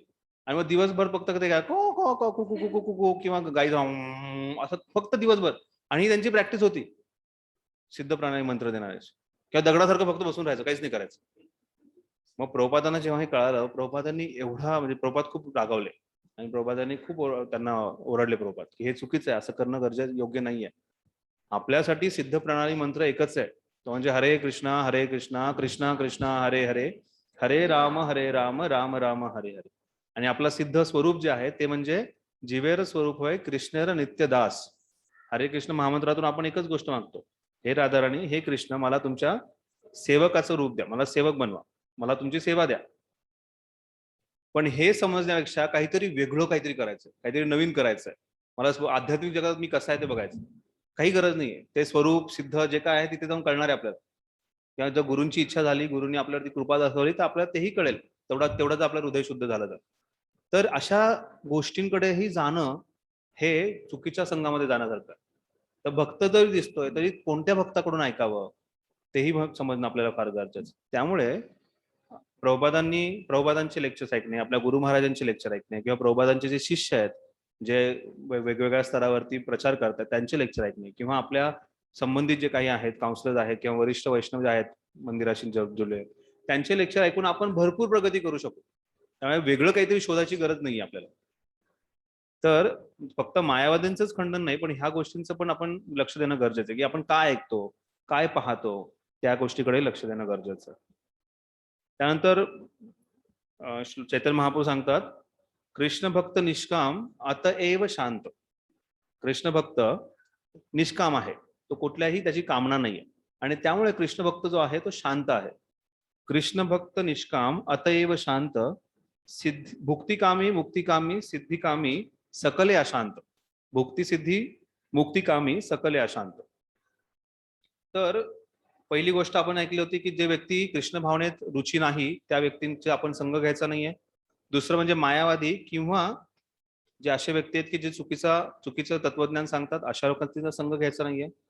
तिसरे म्हणजे भुक्तिकामी म्हणजे भौतिक इच्छेची कामना असणारे, भौतिक गोष्टी प्राप्तीची इच्छेची कामना असणारे. मुक्तिकामी मतलब मुक्तीची प्राप्ती करण्याची जी इच्छा आहे आणि त्यासाठी तुम्ही ब्रह्ममध्ये लीन होऊ शकता किंवा तुम्ही ज्योतीवरती मेडिटेट करा किंवा तुम्ही म्हणजे ब्रह्मवादी आहेत त्यांचाही संघ आपल्याला घ्यायचा नाहीये. किंवा सिद्धिकामी जे सिद्धी प्रतीक आहेत त्यांचाही आपल्याला संघ घ्यायचा नाहीये. भुक्तिकामी मुक्तिकामी सिद्धिकामी सकले अशांत हे सगळे व्यक्ती जे आहेत ते अशांत आहेत. त्यामुळे अशा अशांत व्यक्तींचा आपण कसल्याही प्रकारे संबंध ठेवायचा नाही किंवा संघ घ्यायचा नाहीये. आणि नंतर चौथी गोष्ट म्हणजे जे इंद्रिय भोगात लागलेले आहेत किंवा जे नास्तिक व्यक्ती आहेत अशा नास्तिक आणि इंद्रिय भोगात लागलेल्या व्यक्तींचा आपण संघ घ्यायचा नाहीये. बऱ्याच वेळा आस्तिक लोक असतात पण कृष्ण भावनेमध्ये त्यांची रुची नसते. त्यामुळे तो पहिला पॉईंट आहे आणि शेवटचा पॉईंट त्यात हा फरक आहे. पहिल्या पॉईंट मध्ये आपण पाहिलं की ज्यांची कृष्ण भावनेत रुची नाहीये अशा व्यक्तींचा आपण संघ घ्यायचा नाहीये. शेवटी आपण पाहतो आहोत की जे नास्तिक आहेत ज्यांचा भगवंत किंवा देवावरती कसलाही विश्वास नाहीये, जे भौतिकवादी आहेत आणि जे फक्त इंद्रिय भोगात लागले आहेत अशा व्यक्तींचा संघ घ्यायचा नाहीये. तर आता सध्या सुरुवातीच्या सिच्युएशनला सुरुवातीच्या परिस्थितीमध्ये भौतिकवादी व्यक्तींचा संघ जितका जास्तीत जास्त टाळता येईल ते आपल्याला पाहणं गरजेचं आहे. बऱ्याच वेळा कारण आपला त्यांच्याशी संपर्क आहे, आपला मायावादींशी किंवा आपला भुक्तिकामी सिद्धिकामी मुक्तिकामीशी जास्त संपर्क येणार नाहीये. आपला संपर्क जो आहे तो भौतिकवादी व्यक्तींशीच येणार आहे. त्यामुळे कबड्डीचं उदाहरण नेहमी लक्षात ठेवा. जोपर्यंत आपला श्वास आहे तोपर्यंत आपण श्वास धरू शकतो, तोपर्यंत आपण दुसऱ्यांच्या म्हणजे भौतिकवादी व्यक्तींबरोबर राहू शकतो. जसं आपल्याला कळलं की बास माझी चेतना खाली जाते तर तिथून निघणं गरजेचं आहे. आणि तेही निघताना सुद्धा एका भक्ताने फार योग्य प्रकारे बुद्धीचा वापर करून तिथून निघणं गरजेचं आहे.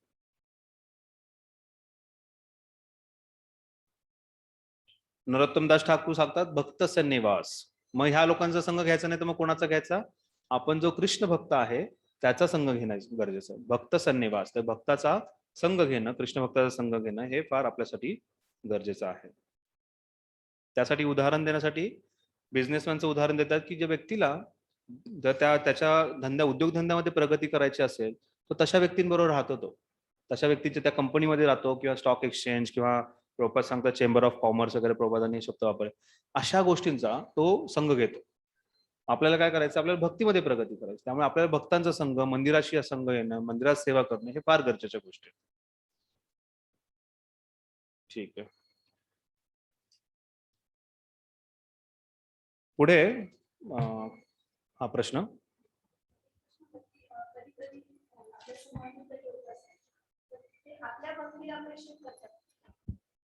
हरे कृष्ण. काही आपल्या संबंधीचे लोक असतात आपल्या भक्तीला अप्रिशिएट करतात, आपल्या कार्यांना अप्रिशिएट करतात, फक्त ते त्याच्यापासून स्वतःला 4 हात लांब ठेवतात. किंवा आपण जन्माष्टमी कलेक्शनला गेलं, आपण म्हणलं ना 5,000 द्या, ते 10,000 देणार. किंवा गीता डिस्ट्रीब्युशनला आपण जाऊन उभं राहतो, ते म्हणतात तुमच्यावर आम्ही रस्त्यावर उभं राहू शकत नाही.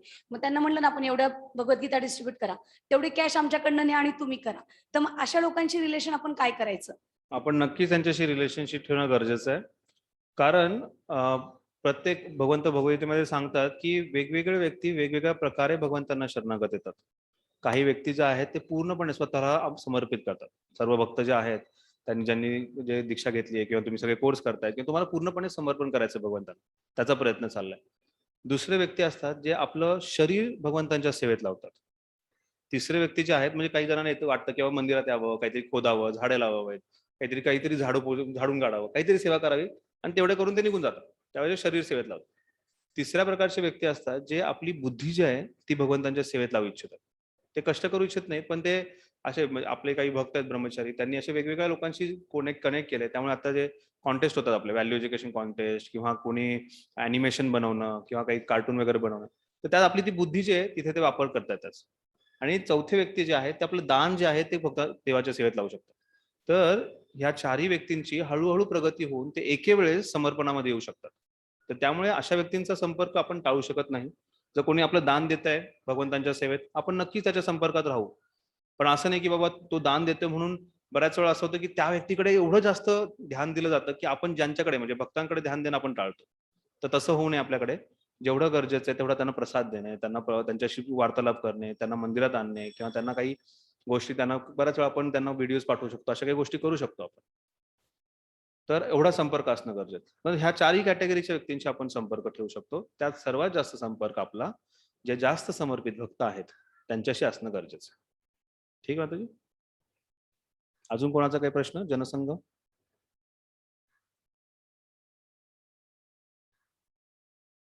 ठीक आहे. पान नंबर 25 वरती नियमाग्राची चर्चा होते. ते आपण नियमाग्र बघूयात. वाचा कोणी? प्रभूजी कोणी वाचा? तुझी माईक दे त्यांना.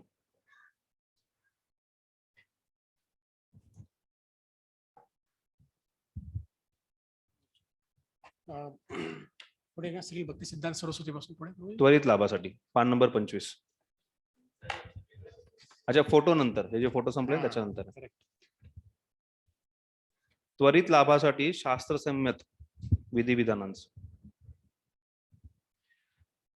त्वरित लाभासाठी शास्त्रसंमत विधिविधानांचा उपयुक्ततावादीप्रमाणेच स्वीकार करणे यालाच नियम आग्रह असे म्हणतात. आणि आध्यात्मिक प्रगतीसाठी असणाऱ्या शास्त्रातील विधिविधानांची उपेक्षा करणे याला नियम अग्रह असे म्हणतात. आग्रह म्हणजे स्वीकार आणि अग्रह म्हणजे स्वीकार करण्यात अपयश होय. या दोन्ही शब्दांची नियम या शब्दाशी संधी असल्याने नियमाग्रह हा शब्द उत्पन्न होतो. याप्रमाणे विशिष्ट शब्दांची संधी केल्यास नियमाग्रह या शब्दाच्या दोन अर्थांचा बोध होतो. ज्यांना कृष्ण भावनेमध्ये स्वारस्य आहे त्यांनी आर्थिक विकासाकरिता नियमांचा स्वीकार करण्यास उत्सुक असू नये. तरीही आध्यात्मिक प्रगतीकरिता त्यांनी श्रद्धेने शास्त्रसंमत विधिविधानांचे पालन केले पाहिजे. अवैध स्त्रीसंग, मांसाहार, जुगार आणि मादक द्रव्यांचे सेवन या गोष्टींना टाळून त्यांनी कठोरपणे नियामक तत्वांचे पालन केले पाहिजे. तर नियम आग्रह अत्याहार प्रयासस्य प्रजल्पो नियम आग्रह. तर हा चौथा जो पॉइंट आहे, आता 4 पॉइंट झाले, प्रजल्प झाला. तर हा 5वा पॉइंट जो नियम आग्रह आहे तो समजणं आपल्याला फार गरजेचं आहे. भक्तीमध्ये हा नियम आग्रह जर व्यक्तीला समजला नाही तर बऱ्याच काही चुका होऊ शकतात किंवा आपण दुसऱ्यांवरती काही लादण्याचा प्रयत्न करू शकतो. तर नियम आग्रह हा जो शब्द आहे त्याचे दोन अर्थ होतात. एक आहे नियम आग्रह आणि दुसरा आहे नियम अग्रह. तर नियम आग्रह आणि अग्रह म्हणजे त्याचं कॉमन नियम आग्रह असं दिलेलं आहे. तर नियम अग्रह म्हणजे स्वीकार करण्यात अपयश असं दिलेलं आहे की व्यक्ती जो आहे कोणती गोष्ट स्वीकार करण्यात त्याला अपयश येतं. आणि नियम आग्रह म्हणजे त्या गोष्टीचा तो स्वीकार करतो आणि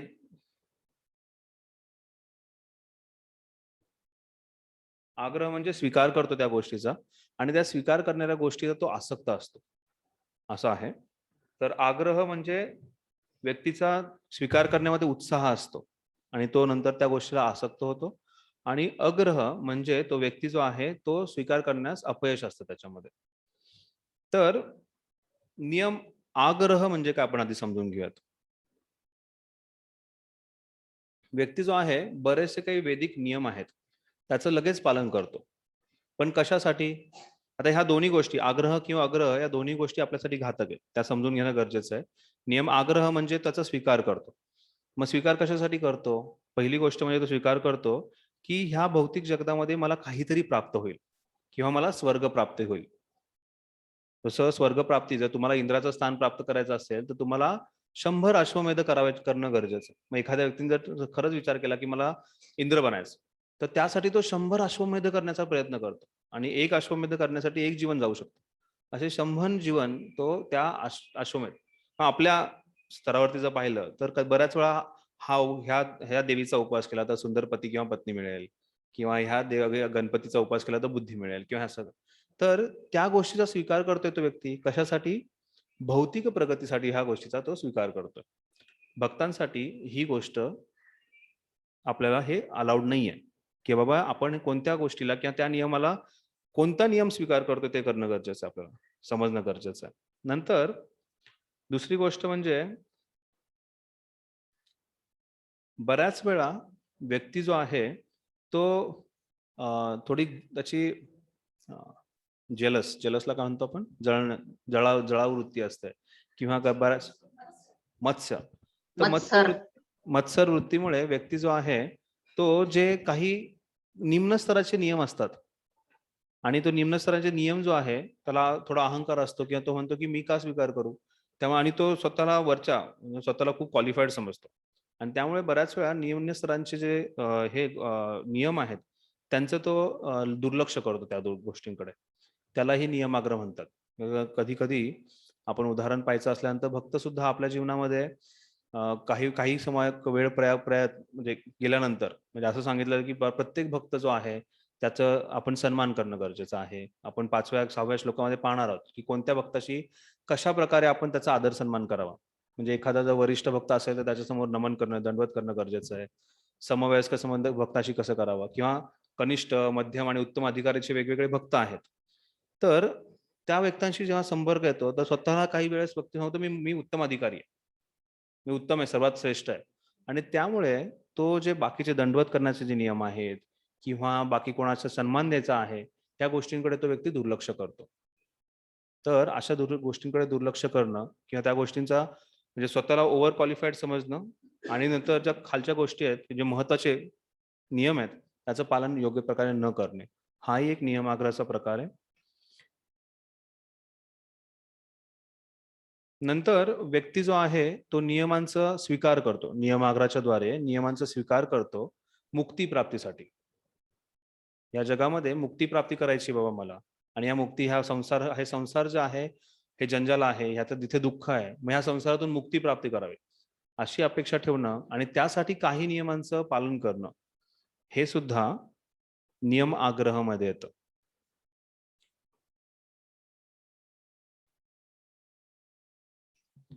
आणि इंद्रिय भोगासाठी वेगवेगळे इंद्रिय भोग करण्यासाठी व्यक्ती नियमांचा स्वीकार करतो.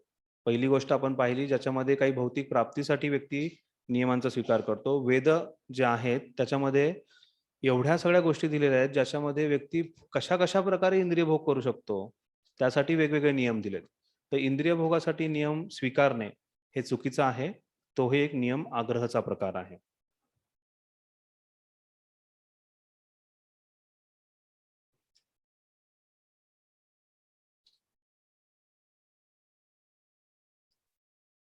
ठीक आहे. त्यानंतर पाहूयात आपण नियम आग्रह म्हणजे काय. नियम आग्रह म्हणजे दुर्लक्ष करणे किंवा त्याला अपयश येतं कोणत्याही जे नियम आहेत त्याचं पालन करण्यासाठी. जेव्हा भक्ती सिद्धांत सरोज ठाकूर यांचे 2 शिष्य संन्यासी शिष्य जे आहेत त्यांनी लंडनला पाठवलं होतं प्रभुपादांना अमेरिकेत जाण्याच्या आधी भरपूर वर्षापूर्वी. आणि ते तिथे गेल्यानंतर त्यांनी तिथले जे राणी आहेत आणि तिकडचे जे राजकुमार आहेत त्यांना प्रचार केला किंवा आणखीन बाकी त्यांच्या जे म्हणजे मोठी लोक जे आहेत लंडन मधले त्यांना सर्वांना प्रचार केला. तर तिकडचे राजकुमार जे आहेत ते म्हणाले की तुमचं तत्वज्ञान मला फार आवडतं. तुम्ही जे देवावरती प्रेम करणे, कृष्ण प्रेम प्राप्ती करणे, इट इज नाही हे जे आहे आमच्या जीजसच्या फिलॉसॉफी मॅच होतं आणि मला फार आवडतं ही सगळं मला. यांना वाटलं की यांनी फार उत्साह घेतलाय या सगळ्या गोष्टी. मग ते म्हणाले मी तुमचा जप पण हरे कृष्ण म्हणता जप पण करायला तयार आहे. म्हणजे ठीक आहे आणखीन काय करायचं म्हणाले. मग त्यांनी जेव्हा सांगितलं की तुम्ही 4 नियमांचं पालन करायचं, मांसाहार नाही करायचा आहे, व्यभिचार नाही करायचा आहे, किंवा अवैध स्त्रीसंग नाही करायचा आहे किंवा जुगार नाही खेळायचा आहे किंवा नशा पण नाही करायचा. हे जेव्हा त्यांनी ऐकलं तर इम्पॉसिबल, अशक्य आहे, होऊ शकत नाही. तर अशा प्रकारचं अपयश जे आहे अशा बऱ्याच व्यक्तींना दिसतं जीवनामध्ये. तर त्यांनी खूप प्रयत्न केला होता. शेवटी त्यांनी परत आल्यानंतर त्यांनी भक्ती सिद्धांत ठाकूरांना सांगितलं की Swamiji, Guru Maharaj your formula will not work here. की तुमचा जो फॉर्म्युला आहे 4 नियमांचं पालन, 16 माळा जप किंवा जे काही 64 माळा जप वगैरे, हा फॉर्म्युला तिकडे बाहेरच्या परदेशात नाही जमणार. किंवा प्रभुपाद जेव्हा गेले होते तेव्हा प्रभुपादांनाही बऱ्याच जणांनी सांगितलं की स्वामीजी तुम्ही हे तुमचे 4 नियम त्यातले 2 नियम ठेवा, 2 काढून टाका, मांसाहार ठेवा आणि जुगार ठेवा, बाकीचं काढून टाका. प्रभुपाद म्हणाले मी कॉम्प्रोमाइज नाही करणार, मी कसल्याही प्रकारचं इथे मांडवली करायला आलेलं नाहीये. तर प्रभुपादांनी कसल्याही गोष्टीत कॉम्प्रोमाइज नाही केलं. पण असे बरेच व्यक्ती असतात ज्यांना असे नियम स्वीकार करण्यासाठी अपयश येतं. तर बऱ्याच आपल्या स्वतःच्या भोगासाठी नियमांचं पालन न करणं हे एक अपयश आहे. किंवा हे नियम आग्रहाचं एक उदाहरण आहे. त्यानंतर थोडी प्रगती झाल्यानंतर भक्तीचा जेव्हा आपण स्वीकार करतो, तर भक्तिमय कार्यामध्ये ज्या महत्वाच्या गोष्टी आहेत, जसं भक्ताने काही जे म्हणजे जो असत्संग आहे तो टाळावा, सत्संग घ्यावा असं सांगितलंय. किंवा भक्ताने बरेच काही नियम असतात आपल्या भक्तीमध्ये प्रगतीसाठी जे काही नियम आहेत, आपण जे वाचतो आता सध्या, वाचो वेगम मनसा क्रोध वेगम किंवा अत्याहार प्रयास असे, ह्या गोष्टी टाळायच्या आहेत किंवा ज्या गोष्टी पालन कराव्यात. तर ह्या गोष्टींचा स्वीकार करण्यात बऱ्याच वेळा व्यक्तीला अपयश येतं. त्याच्या स्वतःच्या स्वभावामुळे किंवा त्याच्या स्वतःच्या आसक्तीमुळे ह्या गोष्टींचं अपयश येतं. मग कधी कधी जी रागभक्ती आहे, जी उच्च स्तराची भक्ती आहे, आपण शिकणार आहोत हे भक्ती रसामृत सिद्धूमध्ये, जी उच्च स्तराची भक्ती आहे ती प्राप्ती करण्यासाठी सुद्धा काही गोष्टी टाळाव्या लागतात किंवा सोडाव्या लागतात किंवा काही नियमांचं पालन करावं लागतं व्यक्तीला.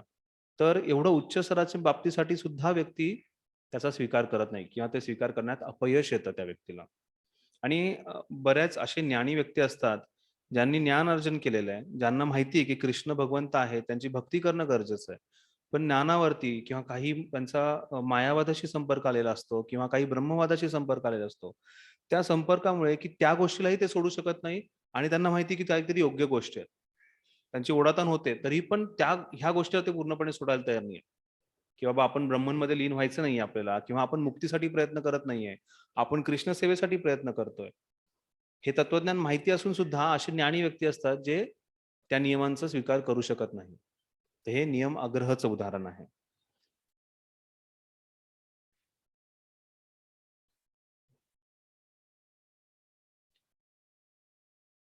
त्याचबरोबर भक्तीमध्ये काही छोटे मोठे नियम असतात बऱ्याच वेळा, जसं प्रणाम करणे भक्तांना आणि भगवंतांना प्रणाम करणे.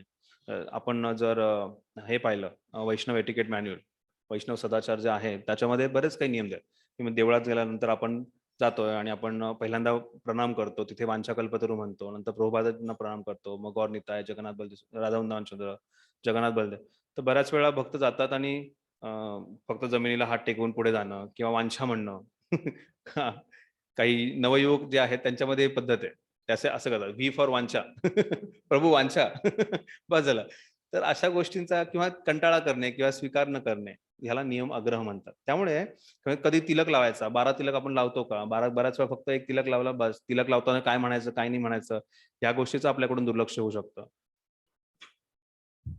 बऱ्याच वेळा कंठीमाळ घालताना, परवाच माझी एका मुलाशी चर्चा चालू होती.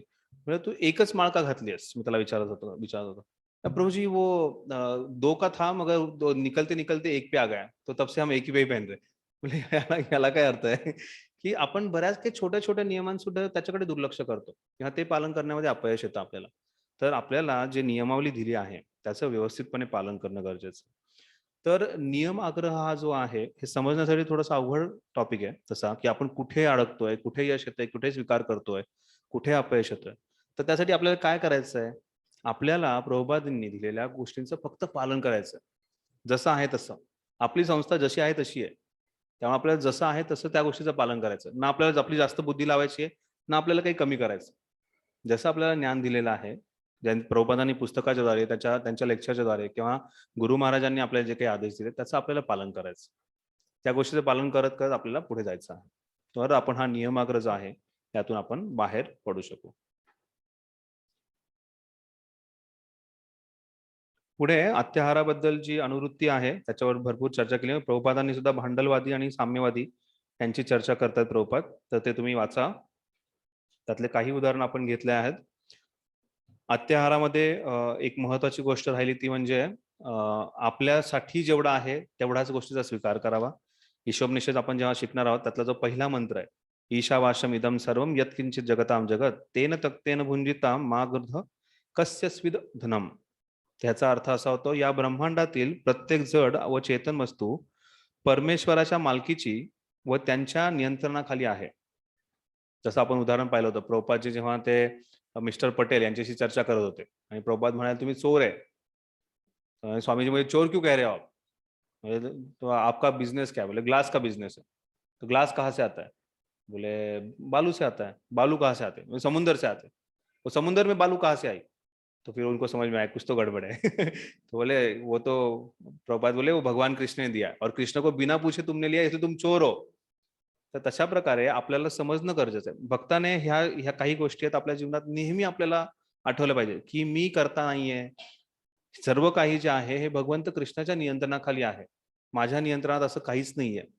तर हे समजणं गरजेचं आहे. त्यामुळे इथे सांगितले ह्या ब्रह्मांडातल्या सर्व गोष्टी जड किंवा चेतन ह्या गोष्टी ज्या आहेत परमेश्वराच्या मालकीच्या आहेत आणि त्यांच्या नियंत्रणाखाली आहेत. म्हणून प्रत्येकाने आपल्याला आवश्यक असणाऱ्या व आपल्यासाठी वेगळ्या काढून ठेवलेल्या वस्तूंचाच स्वीकार केला पाहिजे. आपण हिंदीमध्ये म्हणतात ना, दाणे दाणे के ऊपर लिखा है खाने वाले का नाम. म्हणजे प्रत्येक गोष्टीचा व्यक्तीचा तेवढाच स्वीकार, तेवढा प्रत्येकासाठी तो कोटा दिलेला आहे. दुसऱ्याचा कोटा हडपणं ही चुकीची वृत्ती आहे.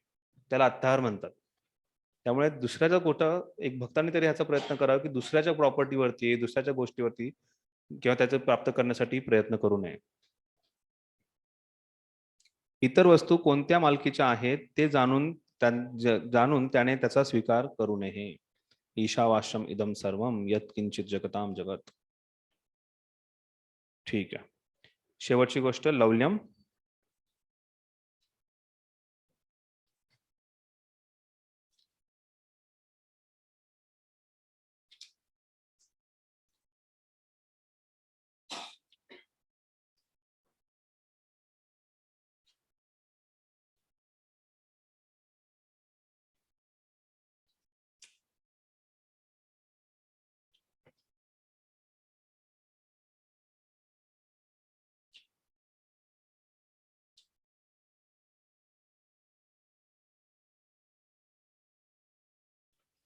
कृष्ण भावनाभीत भक्ताला चांगली माहिती असते. इथून वाचा कोणी. हरे कृष्ण. वाचा. कृष्ण भावनाभावित भक्ताला चांगले माहित असते की एकमेकाच्या जीवनावर किंवा अधिकारावर अतिक्रमण करावे न लागता सर्व जीवाच्या जीवनाला आवश्यक असणाऱ्या सर्व वस्तू पुरवण्याची संपूर्ण व्यवस्था करून भगवंतांनी या भौतिक विश्वाची निर्मिती केली आहे. या परिपूर्ण व्यवस्थेमुळे प्रत्येकाला त्याच्या वास्तविक गरजानुसार योग्य तो संपत्तीचा वाटा प्राप्त होतो आणि अशा रीतीने प्रत्येकाला साधी राहणी आणि उच्च विचारसरणी या तत्वानुसार शांततेने राहता येते. दुर्दैवाने परमेश्वराच्या योजनेवर विश्वास नसणारे तसेच उच्चतर आध्यात्मिक विकासाची इच्छा नसणारे भौतिकवादी लोक भगवंतांनी प्रदान केलेल्या बुद्धीचा दुरुपयोग करतात आणि केवळ भौतिक वस्तूचा अधिकाधिक संग्रह करण्याचा प्रयत्न करतात. ते आपली भौतिक प्रगती साधण्याकरिता अनेक पक्षांची स्थापना करतात. उदाहरणार्थ भांडवलवादी आणि भोगवादी साम्यवाद. त्यांना जीवनाचे परमलक्ष किंवा परमेश्वराच्या नियमाविषयी मुळीच आस्था नसते. इंद्रिय तृप्तीच्या अनंत इच्छा तृप्त करण्यासाठी सदैव उत्सुक असणारे ते लोक आपल्या सहजीवी बांधवाचे शोषण करण्याचे आपल्या सामर्थ्यामुळे सहज उठून दिसतात. श्रील रूप गोस्वामीने सांगितलेल्या अत्याहार इत्यादी मूलभूत दोषांचा मानव समाजाने त्याग केल्यास मनुष्य व पक्षी, भांडवलवादी व साम्यवादी इत्यादीमध्ये असलेले शत्रुत्व नष्ट होईल.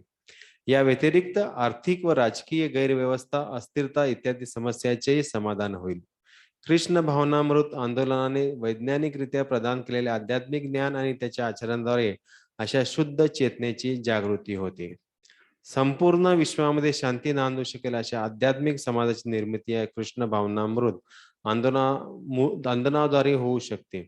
प्रत्येक बुद्धिवान मनुष्याने आपली भावना शुद्ध केली पाहिजे आणि या कृष्ण भावनामृत आंदोलनाचा पूर्ण अंत करण्याने आश्रय घेऊन भक्तिमय सेवेला बाधक असणाऱ्या उपयुक्त 6 दोषापासून आपली मुक्तता केली पाहिजे. हरे कृष्ण. तर लौल्यम म्हणजे लोभ किंवा ग्रीड, लोलुपता असा शब्द अर्थ दिलेला आहे. तर लौल्यम ह्या गोष्टीमुळे त्या दोन प्रकारे आपण समजू शकतो, की एक म्हणजे ग्रीड, लोभ, ज्याचे भरपूर काही प्राप्त करण्याचा किंवा दुसऱ्याची संपत्ती प्राप्त करण्याचा लोभ व्यक्तीमध्ये असतो किंवा बऱ्याच वेळा ज्ञान अर्जन करण्याचा लोभ व्यक्तीमध्ये असतो किंवा काही कशा प्रकारची सिद्धी प्राप्ती करण्याचा लोभ आहे. तर किंवा इंद्रिय भोग करण्याचा लोभ आहे, वेगवेगळ्या इंद्रिय भोग करण्याचा. तो हा लोभ वैष्णवांनी टाळणं फार गरजेचं आहे लौल्यम मध्ये. आणि दुसरा म्हणजे अस्थिरता. लौल्यम ह्या शब्दाचा आणखीन एक अर्थ होतो, तो म्हणजे अस्थिरता. बऱ्याच वेळा व्यक्तीचं मन जे आहे ते विचलित असल्यामुळे व्यक्ती जो आहे अस्थिर आहे किंवा तो कुठल्याही योग्य कन्क्लुजन वरती येऊ शकत नाही. कन्क्लुजनला मराठीत काय म्हणतात? योग्य काय निर्णय, योग्य निर्णयावरती येऊ शकत नाही. तर त्यामुळे तो अस्थिर राहतो तर लौल्यममुळे लौल्यम की जी एक आणखीन त्याचा अर्थ असा होतो की अस्थिरता. तर त्यामुळे व्यक्तीने ह्या दोन गोष्टींचा पूर्णपणे ह्या गोष्टीकडे लक्ष देणं गरजेचं आहे, जे आपल्या भक्तीचा विनाश करू शकतं. एक म्हणजे लोभ. लोभाची भरपूर अशी उदाहरणं पाहू शकतो. व्यक्ती वेगवेगळ्या प्रकारे लोभ करतो. आपण जस्ट चर्चा केली.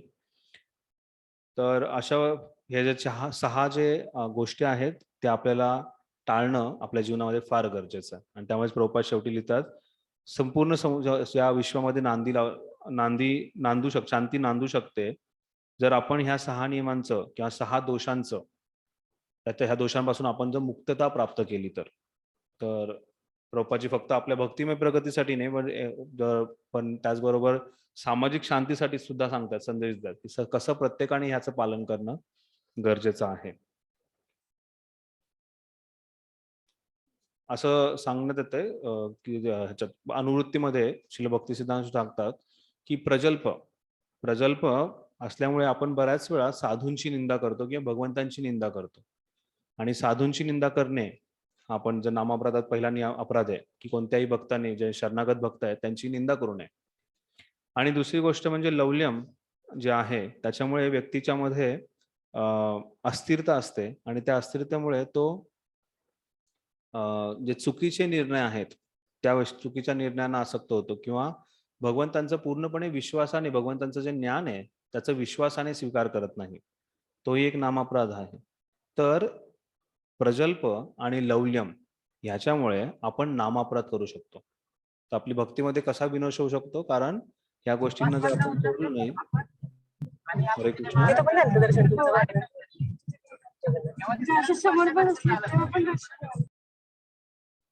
म्यूट करा. तर प्रजल्प आणि लौल्यम या दोन गोष्टीमुळे आपल्याकडून नामअपराध होऊ शकतो आणि नामअपराध झाला तर आपल्या भक्तीचा नाश होऊ शकतो. त्यामुळे आपण आपल्या ह्या गोष्टीकडे लक्ष देणं फार गरजेचं आहे.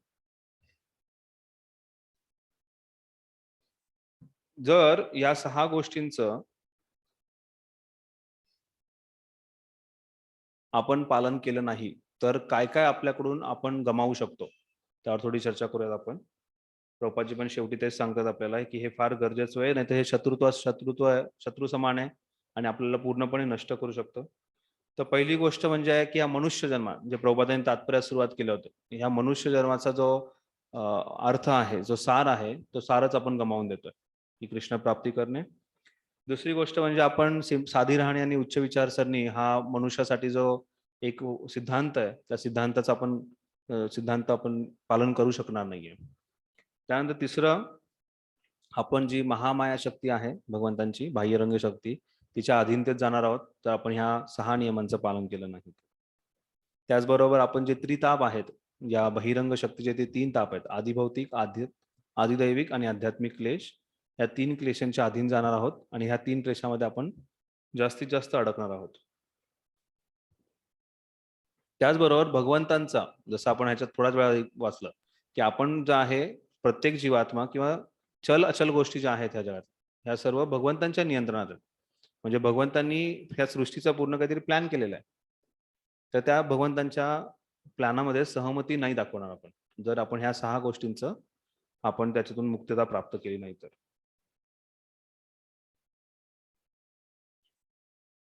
जर ह्या 6 गोष्टींची आसक्ती आपण सोडली नाही किंवा ह्या 6 चुकीच्या गोष्टीच्या दोषातून आपलं निरूपण झालं नाही तर आपली कसल्याही प्रकारे भौतिक प्रगती होणार नाहीये, आपला भक्तीचा विनाश होणार आहे. आणि भगवंतांनी जी बुद्धी दिली आपल्याला, जी भगवंतांची विशेष आपल्याला जी दिलेली बुद्धी आहे त्याचा आपण योग्य उपयोग करत नाहीये त्याद्वारे. आणि त्याचबरोबर आपण भौतिक गोष्टींच्या जास्तीत जास्त पूर्तीसाठी किंवा भौतिक इच्छांच्या पूर्तीसाठी आपण प्रयत्न करू. तर हे ह्या 6 गोष्टींचे आपण डिसएडव्हान्टेजेस पाहिले, म्हणजे ज्याच्यामुळे पालन केलं नाही तर काय आपलं नुकसान होणार आहे. आता 6 जे आहेत ते आपण फायदे पाहूयात. म्हणजे जर ह्याचं पालन केलं तर एक योग्य समाज निर्माण होईल की आपला एक कृष्ण भावनाभावी जी सोसायटी आहे, जी आपली एक संस्था आहे ती एक योग्य प्रकारे बनू शकेल.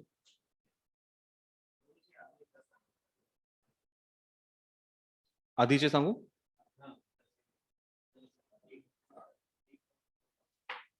मी आता आधीचे जे सांगितले त्यात 7-8 पॉइंट होते. तर पहिला आहे की आपला जो मनुष्य जन्म आहे, मनुष्य जन्माचा सार जे आहे ते आपण विसरून जाऊ किंवा आपले त्याचं प्राप्त होणार नाही. साधी राहणी उच्च विचारसरणीचा सिद्धांत मोडला जाईल.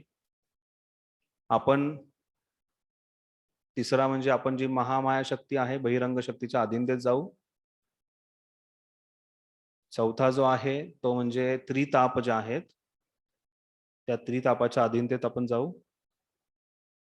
भगवंतांचा जो प्लॅन आहे, जी योजना आहे, त्या योजनेमध्ये आपण सहकार्य करणार नाही, त्यांच्या नियंत्रणात आपण राहणार नाही. आध्यात्मिक प्रगतीची इच्छा मरून जाईल.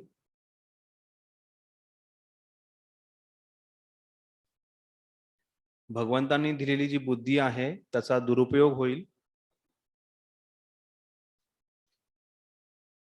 आणि आपण जास्तीत जास्त प्रयत्न जो आहे तो भौतिक प्रगतीसाठी किंवा इंद्रिय भोगासाठी करू. हे 6 डिसएडव्हान्टेजेस झाले.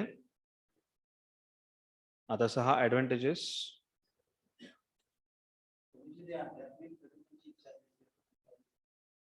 आध्यात्मिक प्रगतीची आपली इच्छाशक्ती मरून जाईल. त्याच्यानंतर आहे की आपण भगवंतांनी दिलेला जी बुद्धी आहे त्याचा दुरुपयोग करू.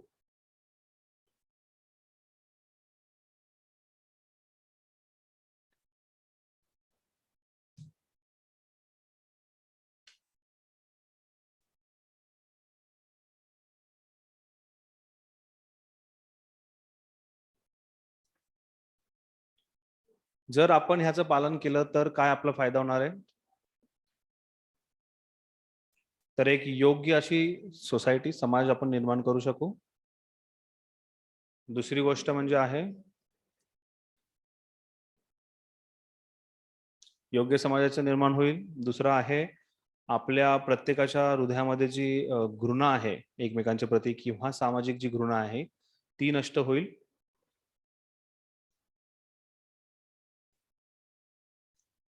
त्याचबरोबर जी फसवणूक होते आर्थिक स्तरावरती जी फसवणूक होत आहे ती आर्थिक स्तरावरची फसवणूक बंद होईल.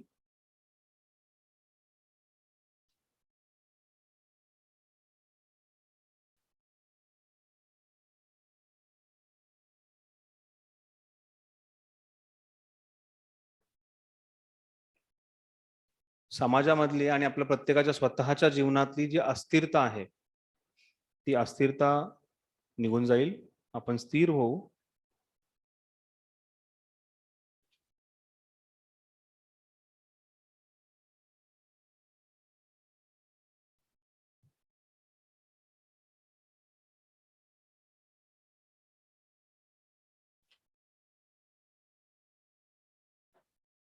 आणि जर ह्या दोषाचं निरूपण केलं आपण तर आपल्या भक्ती जीवनामध्ये प्रगती होईल.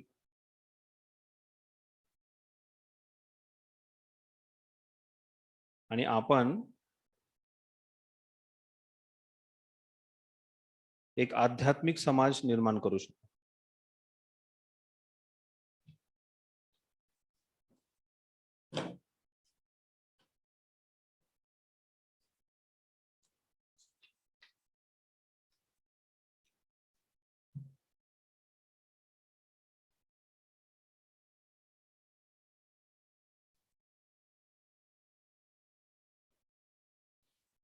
हरे कृष्ण. कोणाचा काही प्रश्न आहे?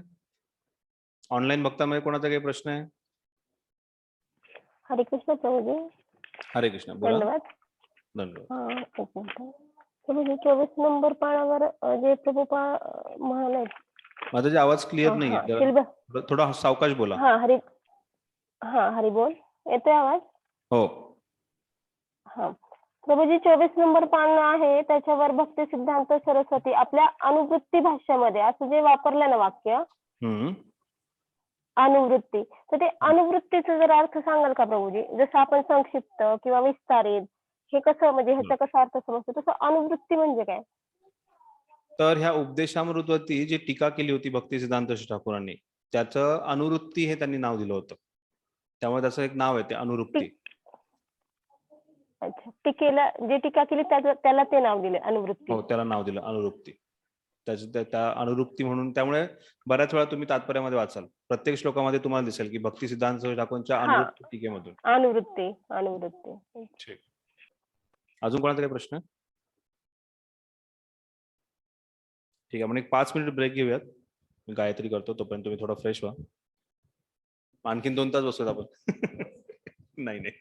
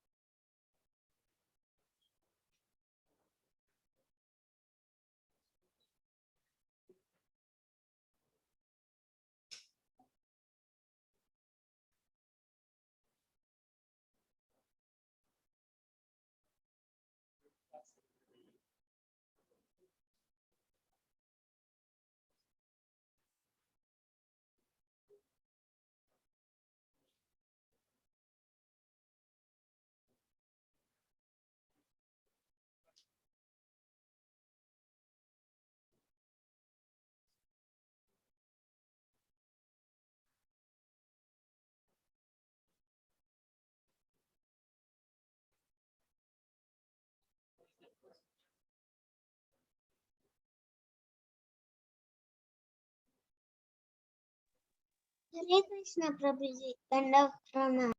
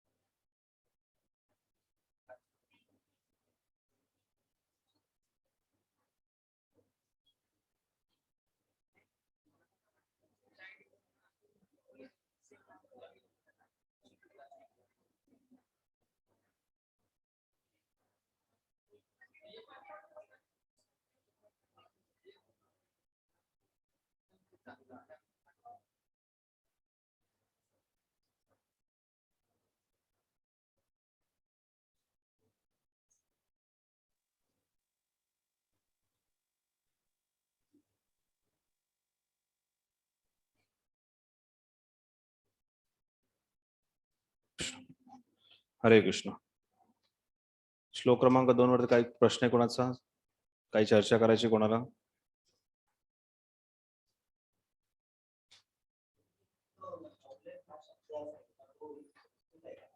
लवल्यम संस्कृत शब्द प्रबोधानी भाषांतरात दिले ना, आता शब्दार्थामध्ये दिले ना. लोलुपता, लोभ म्हणू शकतो आपण त्याला. ठीक आहे. श्लोक क्रमांक 3. आतापर्यंत 6 गोष्टी आपण शिकल्यात की क्या आपण त्याचा आपण पूर्णपणे काढायच्यात आपल्या जीवनातून. ह्या 6 दोषांचं निरूपण करायचं आणि ह्या 6 गोष्टी आहेत त्या आपल्याला आपल्या जीवनात आणायच्यात. त्या 6 गोष्टी कोणत्या? उत्साहात, निश्चयात, धैर्यात, तत्तत् कर्म प्रवर्तनात, संगत्यागात, सतो वृत्ते, षड्भिर्भक्ती प्रसिद्धती. उत्साहात, निश्चयात, धैर्यात, तत्तत् कर्म प्रवर्तनात, संगत्यागात, सतो वृत्ति, षड्भिर्भक्ति प्रसिद्धति. उत्साहात, निश्चयात, धैर्यात, तत्तत् कर्म प्रवर्तनात, संगत्यागात, सतो वृत्ते, षड्भिर्भक्ति प्रसिद्धति. बऱ्याच वेळा भक्त जे आहेत ते थोडं श्लोका पाठांतर थोडं कन्फ्युज करतात. ते म्हणतात की अत्याहार प्रयासस्य प्रजल्पो नियमाग्रह जनसंघस्य लवलंश षड्भिर भक्ती प्रसिद्धती. आणि उत्साहात निश्चयातला प्रनिश्चिती करून टाकतात. अशा चुका नको व्हायला आपल्याकडून. उलट पूर्ण अर्थ बदलून जातो त्यामुळे. ठीक आहे. भाषांतर. शुद्ध भक्तिमय सेवा करण्यास अनुकूल असणारी 6 तत्वे पुढील प्रमाणे आहेत. 1. उत्साही असणे. 2. निश्चयी असणे, दृढ विश्वासाने प्रयत्न करणे. 3. धैर्यवान असणे. 4. नियमात्मक तत्वानुसार कार्य करणे, उदाहरणार्थ श्रवणम, कीर्तनम, विष्णू स्मरणम. 5. अभक्तांच्या संगतीचा त्याग. आणि 6. पूर्व आचार्यांच्या पदचिन्हांचे अनुसरण करणे.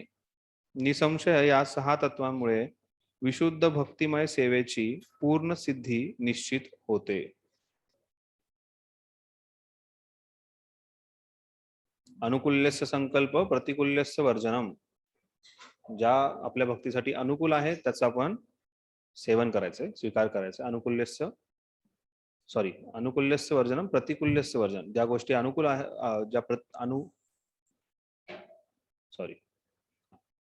अनुकूल्यस्य संकल्प, अनुकूल्य आहे त्याचा संकल्प करायचा आहे, त्याचा स्वीकार करायचा आहे. प्रतिकूल्यस्य वर्जन, ज्या गोष्टी प्रतिकूल आहेत त्याचं आपल्याला वर्जन करायचं. तर ह्या ज्या गोष्टी आहेत ह्या अनुकूल आहेत आपल्या भक्तीसाठी, याचा आपल्याला स्वीकार करायचा आहे. काय 6 गोष्टी आहेत? उत्साह, निश्चय, धैर्य,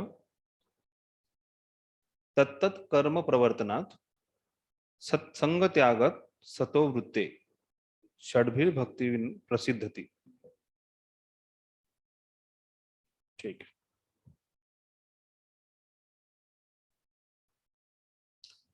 तात्पर्य कोणी वाच.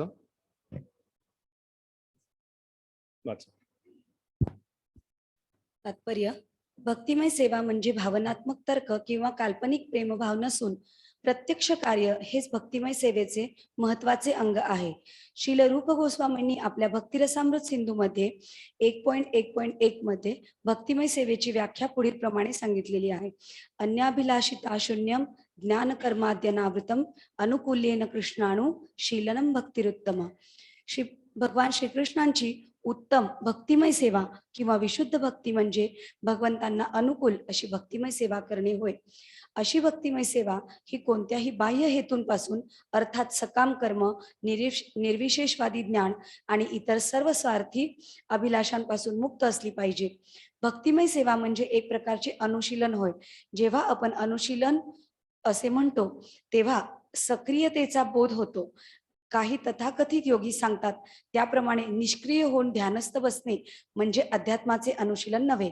ज्यांना भक्तिमय सेवेचे ज्ञान नाही त्यांच्यासाठी असे ज्ञान चांगले असू शकेल आणि याच कारणास्तव कधी कधी विचलित करणाऱ्या भौतिक क्रियांना रोखण्यासाठी अशा ध्यानाची शिफारस केली जाते. ध्यान म्हणजे निदान काही काळाकरिता तरी निरर्थक कार्यापासून निवृत्त होणे होय. तथापि भक्तिमय सेवा ही निरर्थक भौतिक क्रियांना केवळ रोखते इतकेच नव्हे तर ती मनुष्याला अर्थपूर्ण अशा भक्तिमय कार्यामध्ये निमग्नही करते. श्री प्रल्हाद महाराज म्हणतात की श्रवणम कीर्तनम विष्णू स्मरणम पादसेवनम अर्चनम वंदनम दास्य साख्यम आत्मनिवेदनम. भक्तिमय सेवेचे 9 विधी पुढील प्रमाणे आहेत. 1. भगवंतांचे नाम आणि यश यांचे श्रवण करणे. 2. भगवंतांच्या यशाचे कीर्तन करणे. 3. भगवंतांचे स्मरण करणे. 4. भगवंतांच्या चरणकमलांची सेवा करणे. 5. भगवंतांच्या अर्चविग्रहांची पूजा करणे. 6. भगवंतांना वंदन करणे. 7. भगवंतांचा दास म्हणून कार्य करणे. 8. भगवंतांची मैत्री करणे. 9. भगवंतांना पूर्णपणे शरण जाणे. दिव्य ज्ञान प्राप्ती करून घेण्यासाठी श्रवणम ही पहिली पायरी होय. मनुष्याने अनधिकृत व्यक्तीकडून श्रवण करू नये.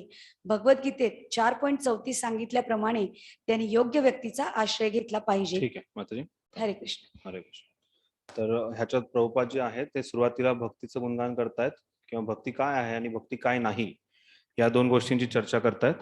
आणि नंतर दुसरा ह्याचा पुढचा जो आपण जे वाचणार आहोत त्यामध्ये गुरु कसे स्वीकारावेत आणि त्यांच्याकडून कसं मार्गदर्शन घ्यावं त्याच्याबद्दल प्रभुपादजी चर्चा करतायत.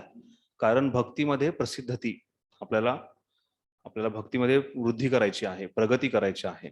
ह्या 6 गोष्टीमुळे भक्तीमध्ये वृद्धी होऊ शकते. तर त्याआधी आपल्याला भक्ती कशी आपण करायची आहे किंवा भक्ती काय आहे ते समजून घेणं गरजेचं आहे. आणि त्यासाठी श्री रूप गोस्वामी पाद जे आहेत ते भक्ती रसामृत सिंधूच्या पहिल्या श्लोकात सांगतात, अन्य अभिलाषिता शून्यम ज्ञान कर्मादि अनावृतम अनुकूलेन कृष्णानुशीलनम भक्तिरुत्तम. याच्यावरती आपण आणखी जास्त चर्चा करूयात भक्ती रसामृत सिंधूमध्ये. पण थोडक्यात समजायचं म्हणजे अन्य अभिलाषिता शून्यम.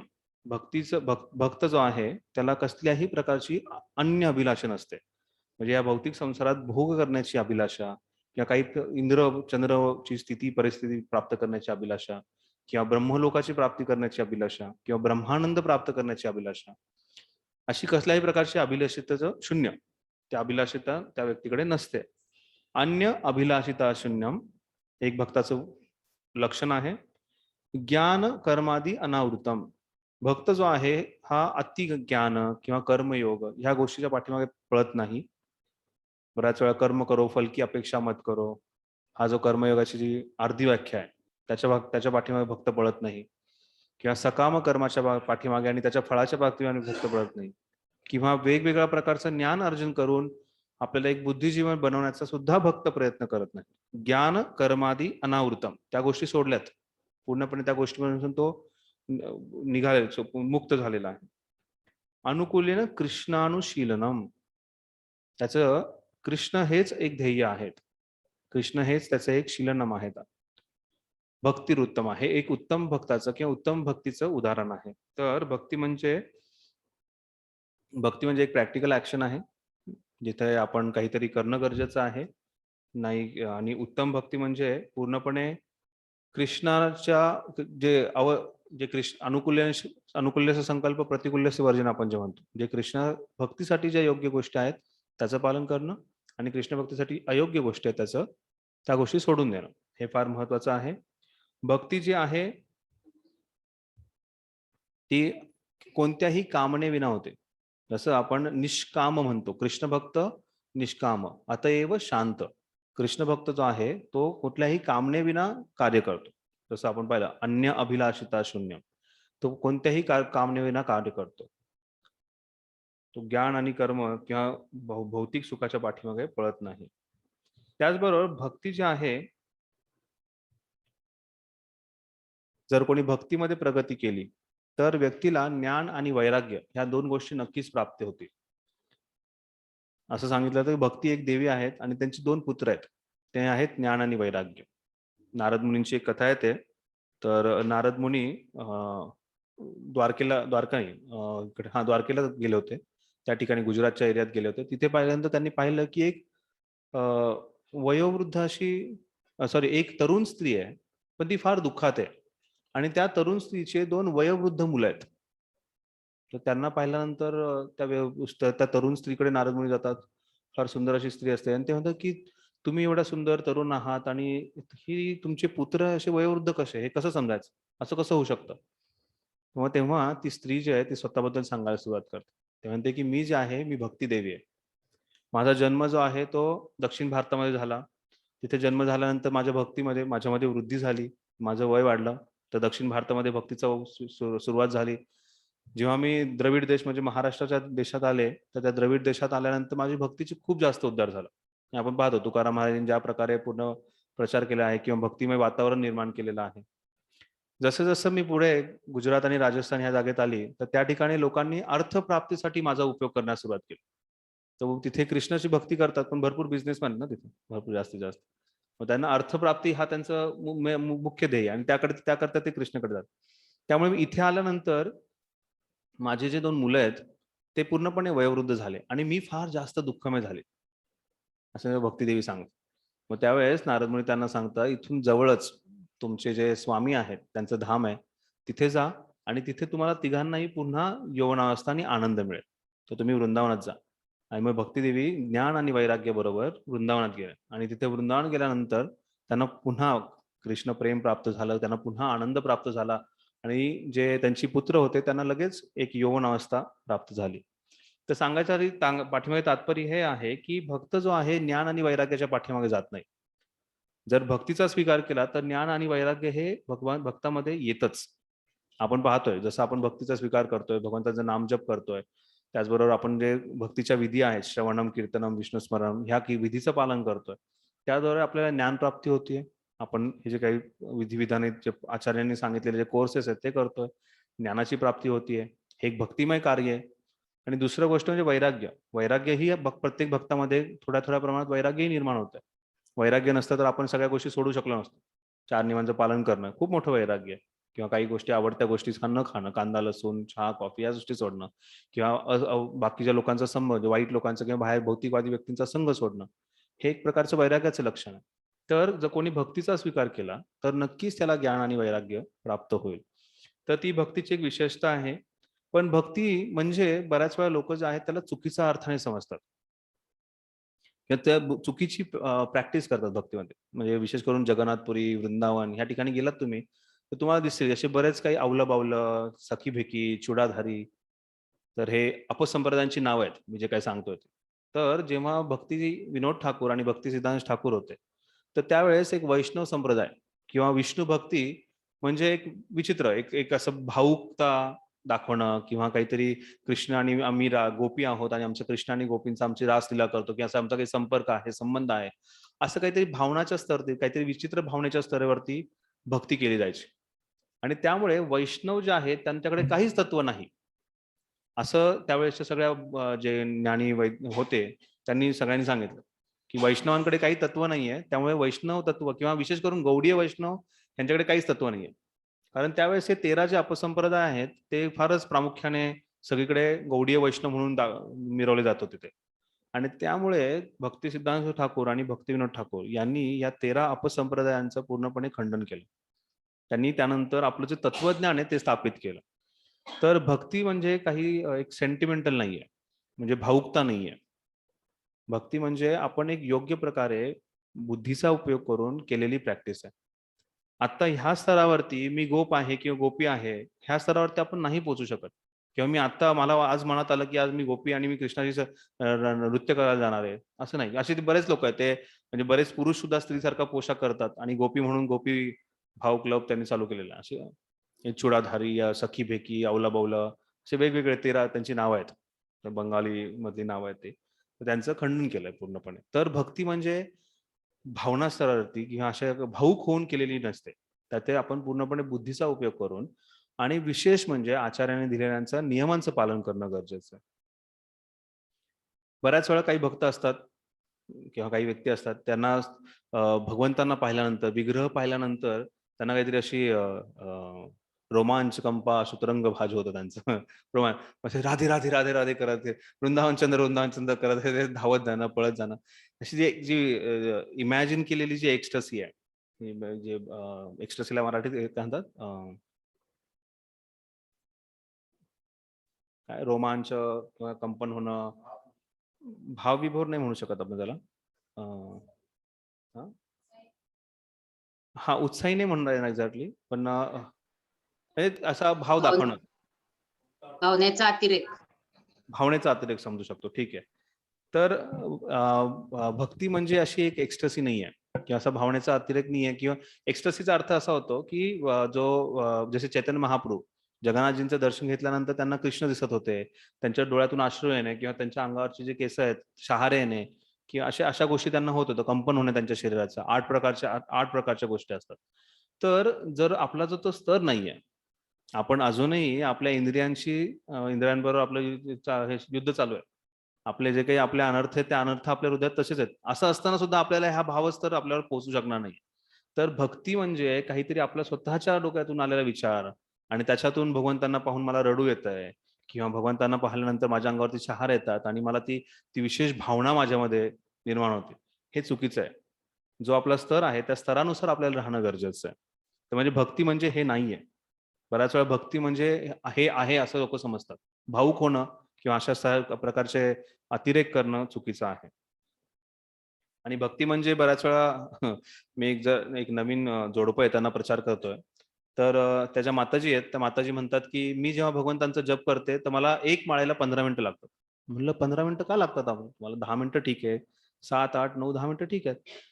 हे मी प्रयत्न करते की कृष्ण आणि राधाराणी त्या झोपाळ्यावरती बसलेल्या आहेत आणि झोपाळ्यावर बसल्यानंतर ते तिथे काहीतरी त्यांना काही स्वादिष्ट अन्न ठेवलेलं आहे आणि राधाराणी ते उचलते आणि कृष्णाला खाऊ घालते. मी असं विचार करते, मला असं सांगितलं होतं कोणीतरी. म्हणलं असल्या गोष्टीचा काही विचार करायचा नाहीये, आपल्याला फक्त एकच गोष्टीचा विचार करायचा, राधाराणी कृष्ण मला तुमच्या सेवेमध्ये लावा आणि तुझा महामंत्र तेवढा ऐकायचा आहे. आपला तो स्तर नाही आहे. जे शुद्ध भक्त आहेत, जे परमहंस आहेत, ते पाहू शकतात.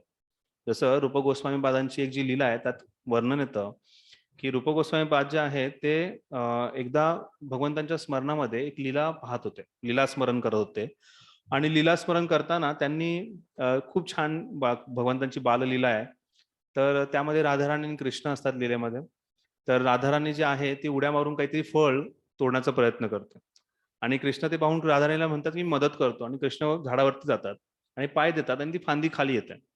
मग राधाराणी फांदीला पकडते आणि कृष्ण ते पाहिल्यानंतर कृष्ण तिथून उडी मारतात आणि राधाराणी जे आहे ते फांदीला लटकतात आणि सगळे हसायला लागतात. तर हे पाहून स्वाभाविकरित्या रूप गोस्वामी पाद सुद्धा हसतात. तर सांगण्याचा तर त्यानंतर तिथून समोर एक भक्त जात असतात जे थोडेसे हे असतात, विकलांग असतात आणि असे विकलांग भक्तांना वाटतं की माझ्यावरतीच हसतात की काय हे, आणि त्यामुळे ते अपराध म्हणून त्याचा स्वीकार करतात आणि त्यामुळे त्यांचं जे स्मरण आहे भगवंतांचं ते भंग होतं. तर सांगण्याच्या पाठीमागे तात्पर्य आहे की असे जे परमहंस आहेत, जे श्रेष्ठ भक्त आहेत, ते भगवंतांचं स्मरण करू शकतात किंवा त्यांचं मेडिटेशन करू शकतात. आपला तो स्तर नाहीये. तर आपल्याला आपल्या भक्तीमध्ये जर वृद्धी करायची असेल तर ह्या गोष्टींकडे लक्ष देणं गरजेचं आहे की आपण कुठे काय करतोय. त्यामुळे सांगितलं की प्रत्येक पावलावरती भक्तिमय जीवनात सुद्धा आपल्याला बाधा येऊ शकते किंवा भयंकर ठरू शकतो. त्यामुळे आपण भावुकतेने किंवा भावनेचा अतिरेक करण्याचा प्रयत्न करणे किंवा त्याच्या व्यतिरिक्त काहीतरी चुकीचं स्मरण करणे किंवा चुकीच्या गोष्टीवरती मेडिटेशन न करणे हे फार महत्वाचं आहे. त्यामुळे आपल्याला जे विधिविधानात दिलेलं आहे त्याचं पालन करत करत आपल्याला प्रगती करायची आहे. म्हणजे इथे बसलेल्या भक्तांमध्ये कोणी असू शकतं महान स्तरावरती, मला कोणाचा अपराध नाही करायचा असं बोलून पण त्याचबरोबर जे शास्त्रात सांगितलंय ते आपल्याला समजणं तेवढंच गरजेचं आहे. पुढे प्रभुपाद लिहितात की भक्ती म्हणजे भक्तीचे 9 विधी दिलेले आहेत, नवविधा भक्ती त्याला म्हणतात. तर त्या नवविधा ज्या आहेत त्या भक्तीमध्ये ज्या विधी आहेत नवविधी त्याचं प्रभुपादजी वर्णन करतात. तर विशेष करून प्रभुपादजी भक्ती काय आहे ह्या सिद्धांताचं स्थापन करण्याचा इथं प्रयत्न करतात, स्थापन करतात सॉरी. तर त्यात आहे श्रवणम, कीर्तनम, विष्णुस्मरणम, पादसेवनम, अर्चनम, वंदनम, साख्यम, दास्यम आणि आत्मनिवेदन. तर हे जे नवविधा भक्ती आहे ह्याच्यावरती आपण शिकणार आहोत. भक्ती रसामृत सिंधूमध्ये ह्याच्यात भरपूर जास्त चर्चा होणार आहे. प्रत्येक जो अंग आहे त्या विधी आहे त्याच्यावरती चर्चा होणार आहे. कोणत्या भक्तांनी त्या विधीमध्ये पूर्णपणे उच्चांक गाठला आहे त्याचीही चर्चा होणार आहे. पण श्रवणम म्हणजे भगवंतांबद्दल ऐकणे, कीर्तन म्हणजे भगवंतांचं गुणगान करणे आणि भगवंतांचं नामस्मरण करणे, नामस्मरण कीर्तन करणे. स्मरणम भगवंतांचं स्मरण करणे, भगवंतांचे लीला स्मरण असू शकतं, भगवंतांचं गुणस्मरण असू शकतं, नामस्मरण असू शकतं. त्यानंतर पादसेवनम भगवंतांची सेवा करणे. पादसेवनमध्ये 2 प्रकार येतात, भगवंत आणि भगवंतांच्या भक्तांची सेवा करणे. त्यानंतर अर्चनम भगवंतांच्या विग्रहांची पूजा करणे, अर्चना. वंदनम भगवंतांना नमन करणे आणि विशेष करून भगवंतांना प्रार्थना अर्पण करणे म्हणजे वंदनम. दास्यम भगवंतांच्या दास्य भावामध्ये सेवा करणे, हनुमानजी एक उदाहरण आहेत. साख्यम भगवंतांची मित्रवत संबंध ठेवणे आणि त्यानंतर आत्मनिवेदनम भगवंतांना पूर्णपणे शरणागत जाणे. तर ही जी नवविधीची भक्ती आहे. पुढे आपण पाहूयात, प्रभुपादजी हे श्रवणम कोणाकडून करावे हे सांगतात. कोणी वाचा, दिव्य ज्ञानप्राप्ती तिथून पुढे वाच.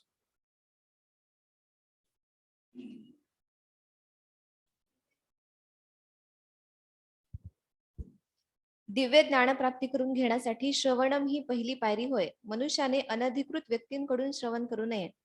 भगवद्गीतेत 4.34 मध्ये सांगितल्याप्रमाणे त्याने योग्य व्यक्तीचा आश्रय घेतला पाहिजे. तद्विधी प्रणिपातेन परिप्रश्नेन सेवया उपदेक्षन्ति ते ज्ञानम ज्ञानी नस्त तत्वदर्शिनः. आध्यात्मिक गुरुकडे जाऊन तत्व जाणण्याचा प्रयत्न कर. नम्रपणे त्यांना प्रश्न विचार आणि त्यांची सेवा कर. आत्मसाक्षात्कारी व्यक्ती तुला ज्ञान प्रदान करू शकतात, कारण त्यांनी तत्व जाणलेले असते. मुंडकोपनिषदातही म्हटले आहे की तत्व तदविज्ञानार्थम स गुरुमेवा भिगच्छेत. दिव्य विज्ञान जाणून घेण्याकरिता मनुष्याने अधिकृत आध्यात्मिक गुरुला शरण जाणे आवश्यक आहे. अशा प्रकारे नम्र भावनेने हे दिव्य गुह्य ज्ञान प्राप्त करण्याची ही पद्धती केवळ मानसिक कल्पनेवर आधारलेली नाही. यासंबंधी श्री चैतन्य महाप्रभूंनी रूप गोस्वामींना सांगितले की ब्रह्मांड भ्रमिते कोण भाग्यवान जीव गुरुकृष्ण प्रसादे पाय भक्तिलता बीज. ब्रह्मांड भ्रमण करणाऱ्या काही भाग्यवान जीवांनाच भक्तिलतेचे बीज प्राप्त होऊ शकते. हे सर्व गुरु आणि श्रीकृष्ण यांच्याच कृपेमुळे होते. चैतन्य चरितामृत मध्य लीला 19.151 मध्ये स्वरूपतः आनंदमय असणाऱ्या जीवांसाठी हे भौतिक जग म्हणजे एक बंदीशाळाच आहे. त्यांना वास्तविकपणे क्षणभंगूर सुखाने युक्त असणाऱ्या या जगाच्या बंदीगृहातून मुक्त होण्याची इच्छा असते, परंतु मुक्तीविषयीचे ज्ञान नसल्यामुळे त्यांना एका योनीतून दुसऱ्या योनीमध्ये आणि एका ग्रहावरून दुसऱ्या ग्रहावर स्थानांतरण करणे भागच असते. अशा प्रकारे जीव संपूर्ण ब्रह्मांडात भ्रमण करीत असतात. जेव्हा एखादा जीव सद्भाग्याने शुद्ध भक्ताच्या संगतीत येतो आणि नम्रपणे त्यांच्याकडून श्रवण करतो, तेव्हा तो भक्ती मार्गाचे अनुसरण करण्यास प्रारंभ करतो. जो मनुष्य प्रामाणिक आहे त्यालाच अशी संधी प्रदान केली जाते. आंतरराष्ट्रीय कृष्ण भावनामृत संघ हा अखिल मानवी समाजाला अशी संधी प्रदान करीत आहे. जर सुदैवाने कोणी या सुसंधीचा लाभ घेतला तर त्याच्यासाठी मोक्षाचा मार्ग त्वरित उघडला जातो. हरे कृष्ण. प्रभुपादजी कुठेच चुकणार नाहीत, कसं की तुम्ही योग्य मार्गावरती आणि या मार्गाचं पालन करा हे सांगण्यासाठी. प्रभुपादजी सांगतात आंतरराष्ट्रीय कृष्ण भावना संघ हा अखिल मानवीय समाजाला अशी संधी प्रदान करीत आहे. जर सुदैवाने कोणी या सुसंधीचा लाभ घेतला तर त्याच्यासाठी मोक्षाचा मार्ग त्वरित उघडला जातो. तर गुरूंचा स्वीकार करणं फार गरजेचं आहे. श्रवणम कोणाकडून करावं, ते योग्य गुरूंकडे करावं. आणि ज्ञान अर्जित करण्याची एक विधी सांगितली श्रीमद भगवद्गीतेमध्ये 4थ्या अध्यायामध्ये. ज्ञानयोग जो अध्याय आहे 4था, त्याच्यात भगवंत सांगतात तद्विधी अशा प्रकारची विधी आहे. कोणती? प्रणिपातेनं, प्रणिपात करणे म्हणजे शरणागत होणे. तद्विधी प्रणिपातेने परिप्रश्नेनं, शरणागत व्हायचंय, त्यानंतर प्रश्न विचारायचा आहे. आपल्याला काहीतरी ज्ञान घेण्यासाठी बऱ्याच वेळा प्रश्न विचारला जातो की चॅलेंज करण्यासाठी. बऱ्याच वेळा व्यक्ती येतो आणि म्हणतो की तुम्ही भगवंत मला माझ्या डोळ्यासमोर दाखवा, मग मी विश्वास ठेवतो. भगवंत ही बघण्याची गोष्ट नाही आहे, त्यांना अनुभव करायचा आहे. तर तद्विधी प्रणिपात पहिली गोष्ट आहे. जो व्यक्ती शरणागत होतो तो कसल्याही प्रकारचा तर्कवितर्क करत नाही किंवा आर्ग्युमेंट करत, तो ज्ञान अर्जित करण्यासाठी प्रश्न विचारतो. प्रणिपातेनं परिप्रश्नेनं, प्रश्न विचारायचा आहे. त्यानंतर तिसरी गोष्ट आहे सेवया. त्यानंतर सेवा करणं गरजेचं आहे. जसं भक्ती सिद्धांत सरोज ठाकूर त्यांच्याकडे एक खूप त्यावेळेसचे जे मोठे असे दानशूर व्यक्ती होते. त्यांचं नाव फार फेमस आहे, त्यांचं नाव बंगालमध्ये. तर ते असे जे दानशूर व्यक्ती होते ते मध्येच त्यांनी हात वरती केला आणि म्हणाला की स्वामीजी मला प्रश्न आहे, प्रभुपाद मला प्रश्न आहे, भक्ती सिद्धांत दाखव. तर त्यांनी म्हणाले तुम्ही एक काम करा, तुमचे प्रश्न मी उत्तर नंतर देतो, तुम्ही आधी जा आणि तिथे भक्त काही भांडे घासतात, भांडे घासा तुम्ही. तर ते गेले, त्यांच्यावर भांडे घासले सगळे काही, आणि आल्यानंतर मग त्यांना पुन्हा बोलवलं. मदन मोहन मालवीय, येस बरोबर. आणि प्रश्न तुमचे काय प्रश्न आहेत? तर त्यावेळेस म्हणतात ते की माझ्या सगळ्या प्रश्नांचं उत्तर मिळालंय मला. तर ती सेवेची शक्ती आहे. सेवेमध्ये नक्कीच भक्त आपल्याला भेटतात किंवा सेवेतून आपल्याला जे काही प्रश्न आहेत त्यांचं निरूपण होऊ शकतं.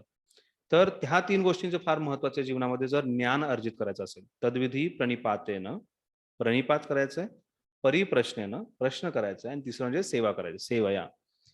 उपदेक्षन्ति ते ज्ञान ज्ञानिनस तत्वदर्शिना. तर त्या अशा वेळेस जो ज्ञान अर्जित करण्यासाठी व्यक्ती आलाय त्याला तत्वाचं दर्शन होईल. बऱ्याच वेळा पूर्ण पुस्तक वाचल्यानंतर सुद्धा त्याचा मर्म कळत नाही आपल्याला, त्यात काय तत्व सांगितलंय ते आपल्याला नाही समजू शकत. पण जर ह्या 3 गोष्टींचं पालन केलं तर एका ज्ञानी व्यक्तीला तत्वाचं दर्शन होऊ शकतं. तर अशा प्रकारे व्यक्तीने गुरुला शरण जाणं गरजेचं आहे. तर गुरूंच्या शरणागत होऊन त्यांच्याकडून ऐकलं तर आपल्याला दिव्य ज्ञानाची प्राप्ती होऊ शकते, नाहीतर आपल्याला दिव्य ज्ञानाची प्राप्ती होणार नाही. पुढे मंडूक उपनिषद मधून प्रभुपाद सांगतायत, तद्विज्ञार्थम स गुरुम अधिगच्छते. तर हेच विज्ञान आहे ज्याच्याद्वारे तुम्ही गुरूंची कृपा प्राप्त करू शकता. तद्विज्ञार्थम स गुरुम एवं अधिगच्छते, की ह्या दिव्य विज्ञानाचं जाणून घेण्याकरता मनुष्याने आध्यात्मिक गुरूंचं शरण जाणं अधिक आवश्यक आहे. तर ही फार महत्त्वाची गोष्ट आहे की पहिली म्हणजे की गुरूंना शरणागत जाणे आणि त्यांच्याकडून श्रवण करून आपण ज्ञान अर्जित करणे, तरच आपल्या भक्तीमध्ये वृद्धी होऊ शकते.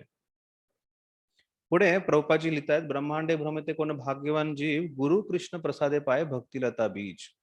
तर भक्तिलतेचं जे आपलं बीज आहे ते जर आपल्या हृदयामध्ये पेरायचं असेल तर गुरु कृष्ण प्रसादे पाय भक्तिलता बीज. गुरु आणि कृष्ण यांच्या कृपेची फार गरज आहे. प्रसाद या शब्दाचा अर्थ कृपा होतो.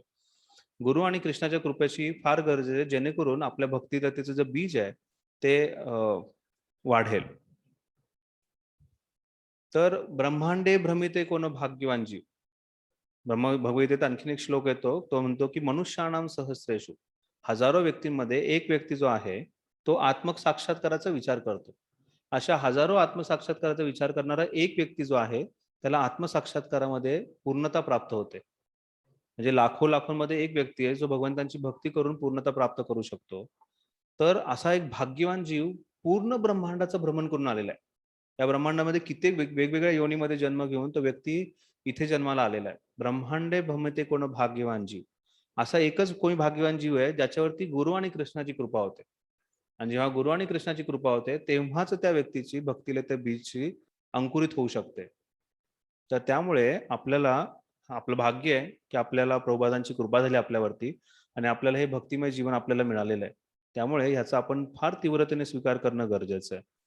आणि ह्यात भौतिक जगताचं वर्णन जे आहे एका बंदीगृहाप्रमाणे केलेलं आहे. प्रत्येक जण आहे हा बंदीगृहातून मुक्तीचा प्राप्ती करण्याचा प्रयत्न करतोय, पण कसा तो मुक्त करू शकतो या बंदीगृहातून हे त्याला माहिती नाहीये. तर ज्यावेळेस आपल्याला ते कळतं की ह्या बंदीगृहातून मुक्त होणं आपल्याला गरजेचं आहे, त्यावेळेस तीव्रेन भक्ती योगेन असं म्हटलं जातं की तीव्रतेने ह्या भक्तीचा स्वीकार करणं आपल्याला गरज आहे. आणि ह्याच्यात आपली प्रगती होऊ शकते जेव्हा आपल्यावरती गुरु आणि कृष्ण यांची कृपा होईल.